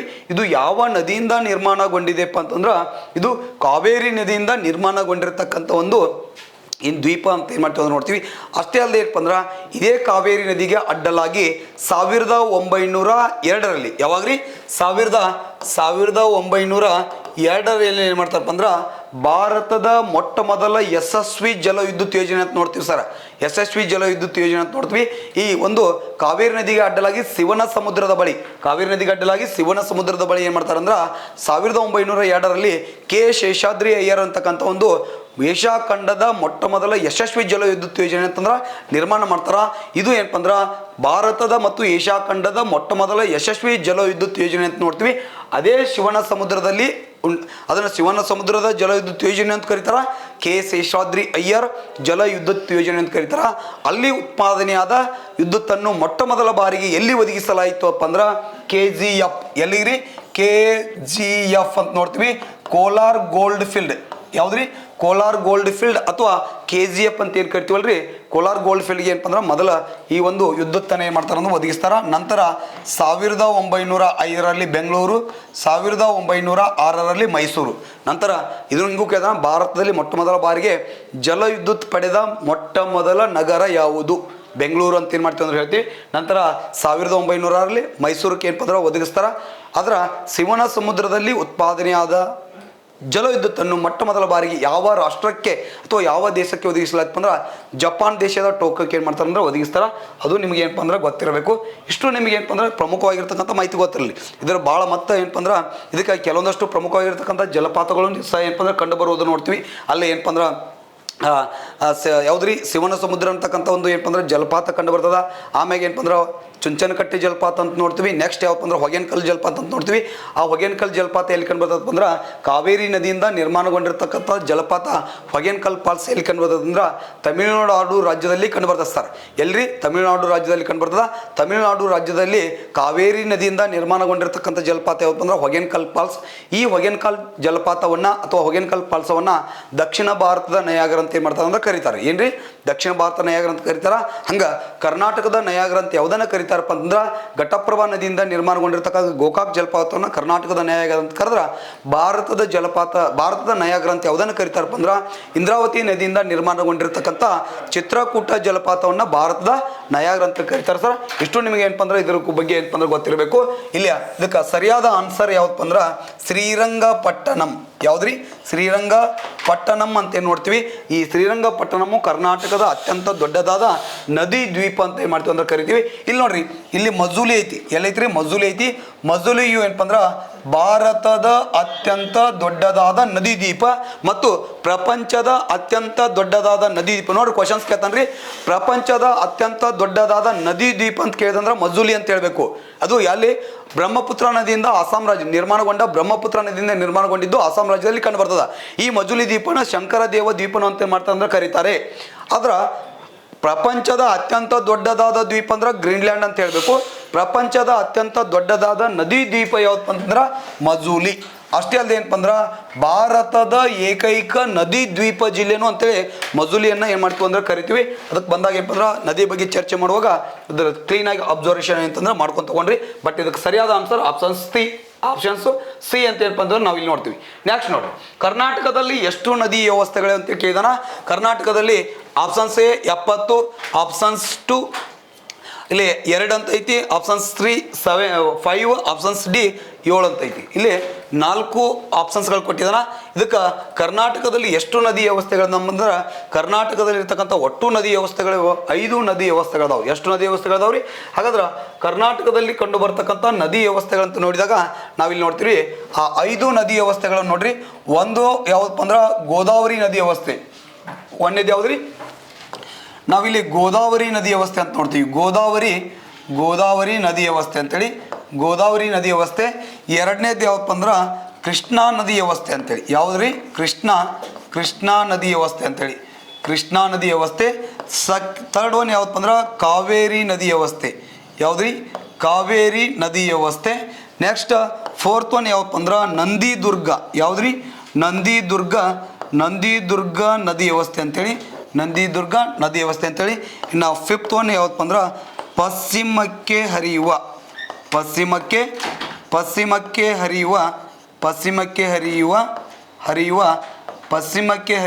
ನದಿ ವ್ಯವಸ್ಥೆ ಅಂತೇಳಿ. ಈ ರೀತಿ ಏನಪ್ಪ ಅಂದ್ರೆ ನಮ್ಮ ಕರ್ನಾಟಕದಲ್ಲಿರ್ತಕ್ಕಂಥ ಒಟ್ಟು ನದಿ ವ್ಯವಸ್ಥೆಗಳಪ್ಪ ಅಂದ್ರೆ 5 ನದಿ ವ್ಯವಸ್ಥೆಗಳದ. ಗೋದಾವರಿ ನದಿ ವ್ಯವಸ್ಥೆ, ಕೃಷ್ಣಾ ನದಿ ವ್ಯವಸ್ಥೆ, ಕಾವೇರಿ ನದಿ ವ್ಯವಸ್ಥೆ, ನಂದಿದುರ್ಗ ನದಿ ವ್ಯವಸ್ಥೆ ಮತ್ತು ಪಶ್ಚಿಮಕ್ಕೆ ಹರಿಯುವ ವ್ಯವಸ್ಥೆ ಅಂತೇಳಿ ಒಟ್ಟು ನೋಡ್ರಿ. ಇಲ್ಲಿ ಲಾಸ್ಟ್ ಒಂದೊಂದು ಬುಕ್ನೊಳಗೆ 5 ನದಿ ವ್ಯವಸ್ಥೆ ಅಂತ ಕೊಟ್ಟಾನ. ಬಟ್ KPSCಗೆ ಈ ಕ್ವಶನ್ಸ್ ಕೇಳಿದಾನ ಕರ್ನಾಟಕದಲ್ಲಿರ್ತಕ್ಕಂಥ ಒಟ್ಟು ನದಿ ವ್ಯವಸ್ಥೆಗಳಂತೇಳಿ. ಅಲ್ಲಿ KPSC ಆನ್ಸರ್ ಅಂತ ಆಪ್ಷನ್ಸ್ ಒಳಗೆ 7 ಐತಿ, 5 ಐತಿ. ಬಟ್ ಅಲ್ಲಿ ಸರಿಯಾದ ಆನ್ಸರ್ ಯಾವುದೈತಿ ಅಂತ ಕೊಟ್ಟಿದ್ದಾನಂದ್ರೆ 5 ಅಂತ ಕೊಟ್ಟಿದ್ದಾನ. 7 ಅಂತೇಳಿ ಬೇರೆ ಆಥರ್ ಬುಕ್ನಾಗ 7 ಅಂತ ಕೊಟ್ಟಿದ್ದಾನ. ಬಟ್ 7 ಏನಪ್ಪ ಅಂದ್ರೆ ಸರಿಯಲ್ಲ. ಇದಕ್ಕೆ ಸರಿಯಾದ ಆನ್ಸರ್ ಯಾವಪ್ಪ ಅಂದ್ರೆ ಕರ್ನಾಟಕದಲ್ಲಿ ಒಟ್ಟು ಎಷ್ಟು ನದಿ ವ್ಯವಸ್ಥೆಗಳಪ್ಪ ಅಂದ್ರೆ 5 ನದಿ ವ್ಯವಸ್ಥೆಗಳದಾವ ಅಂತೇಳಿ ನಾವು ಏನಪ್ಪ ಅಂದ್ರೆ ಗೊತ್ತಿರಬೇಕು. ಹಾಗಾದ್ರೆ ಆ 5 ನದಿ ವ್ಯವಸ್ಥೆ ಒಳಗೆ ಅತ್ಯಂತ ದೊಡ್ಡದಾದ ನದಿ ವ್ಯವಸ್ಥೆ ನೋಡ್ರಿ ಇಲ್ಲಿ ಕಂಡು ಬರ್ತದ. ಬಟ್ ಏನಪ್ಪ ಅಂದ್ರೆ ನಾವಿಲ್ಲಿ ಗೋದಾವರಿ ನದಿ ವ್ಯವಸ್ಥೆ ಅಂತ ನೋಡ್ತೀವಿ. ಕರ್ನಾಟಕದೊಳಗೆ ಏನಪ್ಪ ಅಂದ್ರೆ ಅದ್ರದ್ದು ಉಪನದಿ ಇರ್ತದೆ. ಇದು ಗೋದಾವರಿ ನದಿ ವ್ಯವಸ್ಥೆ. ನೆಕ್ಸ್ಟ್ ಏನಪ್ಪ ಅಂದ್ರೆ ಕೃಷ್ಣಾ ನದಿ ವ್ಯವಸ್ಥೆ ಅಂತ ನೋಡ್ತೀವಿ. ನೆಕ್ಸ್ಟ್ ಯಾವುದಂದ್ರೆ ಕಾವೇರಿ ನದಿ ವ್ಯವಸ್ಥೆ. ನೆಕ್ಸ್ಟ್ ಈ ಭಾಗದೊಳಗೆ ನಂದಿದುರ್ಗ ನದಿ ವ್ಯವಸ್ಥೆ ಅಂತ ಕಂಡು ಬರ್ತದೆ. ಯಾವುದ್ರಿ? ನಂದಿದುರ್ಗ ನದಿ ವ್ಯವಸ್ಥೆ. ನೆಕ್ಸ್ಟ್ ಈ ಪಶ್ಚಿಮ ಘಟ್ಟಗಳಲ್ಲಿ ಕೆಲವೊಂದಷ್ಟು ಏನಪ್ಪ ಅಂದ್ರೆ ನದಿಗಳು ಉಗಮಗೊಳ್ತಾವ. ಅದನ್ನು ಪಶ್ಚಿಮಕ್ಕೆ ಹರಿಯುವ ನದಿ ವ್ಯವಸ್ಥೆ ಅಂತೇಳಿ. ಕರ್ನಾಟಕದಲ್ಲಿ ಒಟ್ಟು ಎಷ್ಟು ನದಿ ವ್ಯವಸ್ಥೆಗಳಪ್ಪ ಅಂದ್ರೆ 3 ನದಿ ವ್ಯವಸ್ಥೆಗಳು ಇರುವುದನ್ನು ನಾವಿಲ್ಲಿ ನೋಡ್ತೀವಿ. ಅದರಲ್ಲಿ ಅತ್ಯಂತ ದೊಡ್ಡದಾದ ನದಿ ವ್ಯವಸ್ಥೆ ಯಾವುದಂತೇಳಿ ಕ್ವಶನ್ಸನ್ನು ಕೇಳಿದಾನ. ಅತ್ಯಂತ ದೊಡ್ಡದಾದ ನದಿ ವ್ಯವಸ್ಥೆ ಯಾವಪ್ಪ ಅಂದ್ರೆ ಇದನ್ನು ನಾವು ಇಲ್ಲಿ ಏನು ಮಾಡ್ತೀವಪ್ಪ ಅಂದ್ರೆ ಯಾವುದ್ರಿ? ಕೃಷ್ಣಾ ನದಿ ವ್ಯವಸ್ಥೆಯು ಕರ್ನಾಟಕದ ಅತ್ಯಂತ ದೊಡ್ಡದಾದ ನದಿ ವ್ಯವಸ್ಥೆ ಅಂತೇಳಿ. ಶೇಕಡ 59.06%. 59.06% ಏನಪ್ಪ ಅಂತಂದ್ರೆ 0% ಏನೈತಿ ಅಂದ್ರೆ ಕರ್ನಾಟಕದಲ್ಲಿ ಏನಪ್ಪ ಅಂದ್ರೆ ಕೃಷ್ಣಾ ನದಿ ವ್ಯವಸ್ಥೆ ಇರತಕ್ಕಂಥದ್ದನ್ನು ನಾವು ನೋಡ್ತೀವಿ. ಸೊ ಆ ಕಾರಣದಿಂದ ಏನಪ್ಪ ಅಂದ್ರೆ ಕರ್ನಾಟಕದ ಅತ್ಯಂತ ದೊಡ್ಡದಾದ ನದಿ ವ್ಯವಸ್ಥೆ ಅಂತಂದ್ರೆ ಕೃಷ್ಣಾ ನದಿ ವ್ಯವಸ್ಥೆಯು ಕರ್ನಾಟಕದ ಅತ್ಯಂತ ದೊಡ್ಡದಾದ ನದಿ ವ್ಯವಸ್ಥೆ. ಇಲ್ಲೊಂದು ನೋಡ್ರಿ, ಇಲ್ಲೊಂದು ಆಪ್ಷನ್ ಇಲ್ಲಿ 4ನೇದು ಬರ್ದೇನಿ, ನಂದಿದುರ್ಗ ನದಿ ವ್ಯವಸ್ಥೆ ಐತಿ. ಇದ್ರ ಮೇಲೆ ಲಾಸ್ಟ್ ಟೈಮ್ ಕ್ವಶನ್ಸ್ ಕೇಳಿದಾನ. ಕರ್ನಾಟಕದಲ್ಲಿ ಏನಪ್ಪ ಅಂದ್ರೆ ರಿವರ್ ರ್ಯಾಡಲ್ ಸಿಸ್ಟಮ್ ಅಥವಾ ವೃತ್ತಾಕಾರದ ನದಿ ವ್ಯವಸ್ಥೆ ಹೊಂದಿರತಕ್ಕಂಥದ್ದು ಯಾವುದು ಅಂತ ಕೇಳಿದಾನ. ವೃತ್ತಾಕಾರ ನದಿ ವ್ಯವಸ್ಥೆ ಹೊಂದಿರತಕ್ಕಂಥ ನಂದಿದುರ್ಗ ಅಂತಕ್ಕಂಥದ್ದು ವೃತ್ತಾಕಾರ ನದಿ ವ್ಯವಸ್ಥೆಗೆ ಕಾರಣವಾಗಿದೆ. ವೃತ್ತಾಕಾರ ನದಿ ವ್ಯವಸ್ಥೆಯನ್ನು ಹೊಂದಿರತಕ್ಕಂಥದ್ದು ನೋಡಿ. ಯಾಕೆ ಅಂತಂದ್ರೆ ಈ ಒಂದು ನಂದಿದುರ್ಗ ನದಿ ವ್ಯವಸ್ಥೆ ಒಳಗೆ ಏನಾಗ್ತವಪ್ಪ ಅಂದ್ರೆ ಇಲ್ಲಿ ಉತ್ತರ ಪೆನ್ನಾರು, ದಕ್ಷಿಣ ಪೆನ್ನಾರು ಮತ್ತು ಪಾಲಾರ್ ಅಂತ ಬರ್ತದ. ಉತ್ತರ ಪೆನ್ನಾರ್ ಅಂತ ನೋಡ್ತೀವಿ. ನೆಕ್ಸ್ಟ್ ಯಾವಪ್ಪ ಅಂದ್ರೆ ಇದು ಈ ಕೆಳಗಡೆ ಇರ್ತಕ್ಕಂಥದ್ದು ಯಾವಪ್ಪ ಅಂದ್ರೆ ದಕ್ಷಿಣ ಪೆನ್ನಾರ್. ಯಾವುದ್ರಿ? ದಕ್ಷಿಣ ಪೆನ್ನಾರ್ ಅಂತ ನೋಡ್ತೀವಿ. ದಕ್ಷಿಣ ಪೆನ್ನಾರ್. ನೆಕ್ಸ್ಟ್ ಇಲ್ಲಿ ಪಾಲಾರ್ ಅಂತ ಬರ್ತದ, ಪಾಲಾರ್ ನದಿ ವ್ಯವಸ್ಥೆ ಅಂತೇಳಿ. ಈ ಉತ್ತರ ಪೆನ್ನಾರು, ದಕ್ಷಿಣ ಪೆನ್ನಾರು ಮತ್ತು ಪಾಲಾರ್ ನದಿ ವ್ಯವಸ್ಥೆ ಅಂತ ನೋಡ್ತೀವಿ. ಈ 3 ನದಿಗಳು ಏನಪ್ಪ ಅಂದ್ರೆ ಇದೇ ನಂದಿದುರ್ಗ ಅಂತಕ್ಕಂಥ ಸ್ಥಳದಲ್ಲಿ ಉಗಮಗೊಂಡು ಮುಂದೆ ಒಂದು ಉತ್ತರಕ್ಕೆ, ಒಂದು ದಕ್ಷಿಣಕ್ಕೆ, ಇನ್ನೊಂದು ಏನಪ್ಪ ಅಂದ್ರೆ ಪೂರ್ವಕ್ಕೆ ನದಿಗಳ ಹರಿಯೋದ್ರಿಂದ ಏನಪ್ಪ ಅಂದ್ರೆ ಇದನ್ನ ಏನಂತಂದ್ರೆ ರಿವರ್ ರ್ಯಾಡಲ್ ಸಿಸ್ಟಮ್ ಅಥವಾ ವೃತ್ತಾಕಾರದ ನದಿ ವ್ಯವಸ್ಥೆ. ಯಾವ ಕಾರದಲ್ಲಿ? ವೃತ್ತಾಕಾರದ ವೃತ್ತಾಕಾರದ ನದಿ ವ್ಯವಸ್ಥೆ ಅಂತೇಳಿ ನೋಡ್ತೀವಿ. ವೃತ್ತಾಕಾರದ ನದಿ ವ್ಯವಸ್ಥೆ ಹೊಂದಿರತಕ್ಕಂಥ ಕರ್ನಾಟಕದ ಏಕೈಕ ನದಿ ವ್ಯವಸ್ಥೆ ನಂದಿದುರ್ಗ ನದಿ ವ್ಯವಸ್ಥೆ ಅಂತೇಳಿ ಈಗೇನು ನಾವು ಚರ್ಚೆಯನ್ನು ಮಾಡ್ತಾ ಬಂದಿದ್ದೀವಲ್ರಿ, ಈ ಚರ್ಚೆ ಮಾಡಿರ್ತಕ್ಕಂಥ ವಿಷಯದ ಮೇಲೆ ಏನಪ್ಪ ಅಂದ್ರೆ 100% ಅಲ್ಲ ಅಂತಂದ್ರೂ ಏನಪ್ಪ ಅಂದ್ರೆ 95% ಏನಪ್ಪ ಅಂದ್ರೆ ಇದ್ರ ಮೇಲೆ ಕ್ವಶನ್ಸ್ ಬರ್ತಕ್ಕಂಥ ಸಾಧ್ಯತೆ ಅಥವಾ ಪೂರಕವಾಗಿರ್ತಕ್ಕಂಥ ಮಾಹಿತಿ ಅದ್ರ ಜೊತೆಗೆ ನಿಮಗೆಲ್ಲ ಏನಪ್ಪ ಅಂದ್ರೆ ಗೊತ್ತಿರಬೇಕು. ಆಪ್ಷನ್ಸ್ ಸಿ ಇದಕ್ಕೆ ಸರಿಯಾದ ಆನ್ಸರ್. ನೆಕ್ಸ್ಟ್ ನೋಡ್ರಿ, ನೆಕ್ಸ್ಟ್ ಈ ಕೆಳಗಿನ ಯಾವ ಜಿಲ್ಲೆಯನ್ನು ಕರ್ನಾಟಕದ ಸಕ್ಕರೆಯ ಪಾತ್ರೆ ಎಂದು ಕರೆಯುತ್ತಾರೆ ಅಂತ ಕೇಳಿದಾನ. ಈ ಕೆಳಗಿನ ಯಾವ ಜಿಲ್ಲೆಯನ್ನು ಸಕ್ಕರೆಯ ಪಾತ್ರೆ ಅಂತ ಕರೀತಾರೆ ಅಂತ ಕೇಳಿದಾನ. ಇಲ್ಲಿ ನೋಡ್ರಿ ಕೊಟ್ಟಿದಾನ ಮಂಡ್ಯ, ಬಾಗಲಕೋಟೆ, ಬೆಳಗಾವಿ, ದಾವಣಗೆರೆ ಅಂತೇಳಿ ಒಟ್ಟು 4 ಆಪ್ಷನ್ಸ್ಗಳದಾವ್ರಿ. ನಮ್ಗೆ ಇಲ್ಲಿ ಅದಕ್ಕಿಂತ ಪೂರ್ವದೊಳಗೊಂದು ಏನು ಪೂರಕವಾಗಿರ್ತಕ್ಕಂಥ ಮಾಹಿತಿ ತಿಳ್ಕೊಂಡ ನಮ್ಮ ಕರ್ನಾಟಕದಲ್ಲಿ ಅತಿ ಹೆಚ್ಚು ಏನಪ್ಪ ಅಂದ್ರೆ ಕಬ್ಬು ಅಂತ ನೋಡ್ತೀವಿ. ಕಬ್ಬು ಬೆಳೀತಕ್ಕಂಥ ಒಂದು ಜಿಲ್ಲೆ ಯಾವಪ್ಪ ಅಂದ್ರೆ ಬೆಳಗಾವಿ. ಕಬ್ಬು ಬೆಳೀತಕ್ಕಂಥ ಜಿಲ್ಲೆ ಯಾವುದ್ರಿ? ಬೆಳಗಾವಿ ಅಂತ ನೋಡ್ತೀವಿ. ಆ ಬೆಳಗಾವಿ ಕಬ್ಬು ಅತಿ ಹೆಚ್ಚು ಕಬ್ಬು ಬೆಳೀತಕ್ಕಂಥ ಜಿಲ್ಲೆನೂ ಯಾವುದ್ರಿ? ಬೆಳಗಾವಿನೇ. ಕಬ್ಬು ಬೆಳೀತಕ್ಕಂಥ ಜಿಲ್ಲೆನೂ ಯಾವುದ್ರಿ? ಬೆಳಗಾವಿನೇ ಅಂತ ನೋಡ್ತೀವಿ. ಅಷ್ಟೇ ಅಲ್ಲದೆ ಏನಪ್ಪ ಅಂದ್ರೆ ಸಕ್ಕರೆಯನ್ನು ಉತ್ಪಾದನೆ ಮಾಡ್ತಕ್ಕಂಥ ಜಿಲ್ಲೆ, ಸಕ್ಕರೆಯನ್ನು ಉತ್ಪಾದನೆ ಮಾಡ್ತಕ್ಕಂಥ ಜಿಲ್ಲೆನೂ ಯಾವುದಪ್ಪ ಅಂತಂದ್ರೆ ನಾವು ಬೆಳಗಾವಿ ಅಂತ ನೋಡ್ತೀವಿ. ಸೊ ಆ ಕಾರಣದಿಂದ ಏನಪ್ಪ ಅಂದ್ರೆ ಬೆಳಗಾವಿಯನ್ನು ಸಕ್ಕರೆಯ ಪಾತ್ರೆ ಅಥವಾ ಸಕ್ಕರೆಯ ಅಥವಾ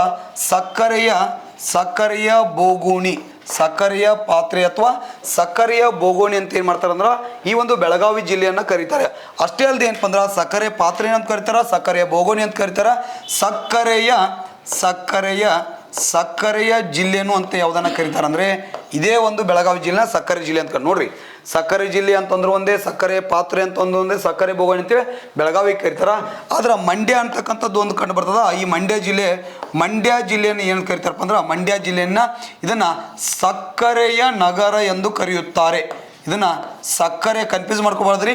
ಸಕ್ಕರೆ ನಗರ ಅಂತ ಯಾವುದನ್ನ ಕರೀತಾರೆ? ಮಂಡ್ಯವನ್ನ ಸಕ್ಕರೆ ನಗರ ಅಂತ ಕರೆದ್ರ ಸಕ್ಕರೆ ಜಿಲ್ಲೆ, ಸಕ್ಕರೆಯ ಬೋಗೋಣಿ, ಸಕ್ಕರೆ ಪಾತ್ರೆ ಅಂತ ಯಾವುದನ್ನ ಕರೀತಾರಪ್ಪ ಅಂದ್ರೆ ಬೆಳಗಾವಿ ಜಿಲ್ಲೆಯನ್ನ ಸಕ್ಕರೆ ಪಾತ್ರೆ ಅಂತ ಕರೀತಾರೆ.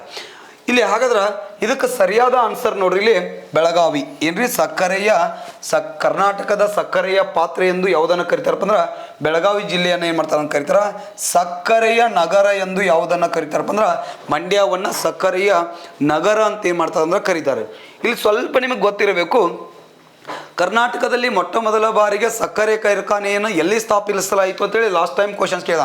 ಕರ್ನಾಟಕದಲ್ಲಿ ಏನಪ್ಪ ಅಂದ್ರೆ ಮೊಟ್ಟ ಮೊದಲ ಬಾರಿಗೆ ಸಕ್ಕರೆ ಕೈಗಾರಿಕೆಯನ್ನು ಎಲ್ಲಿ ಸ್ಥಾಪಿಸಲಾಯಿತು ಅಂತೇಳಿ ಕ್ವಶನ್ ಕೇಳಿದ.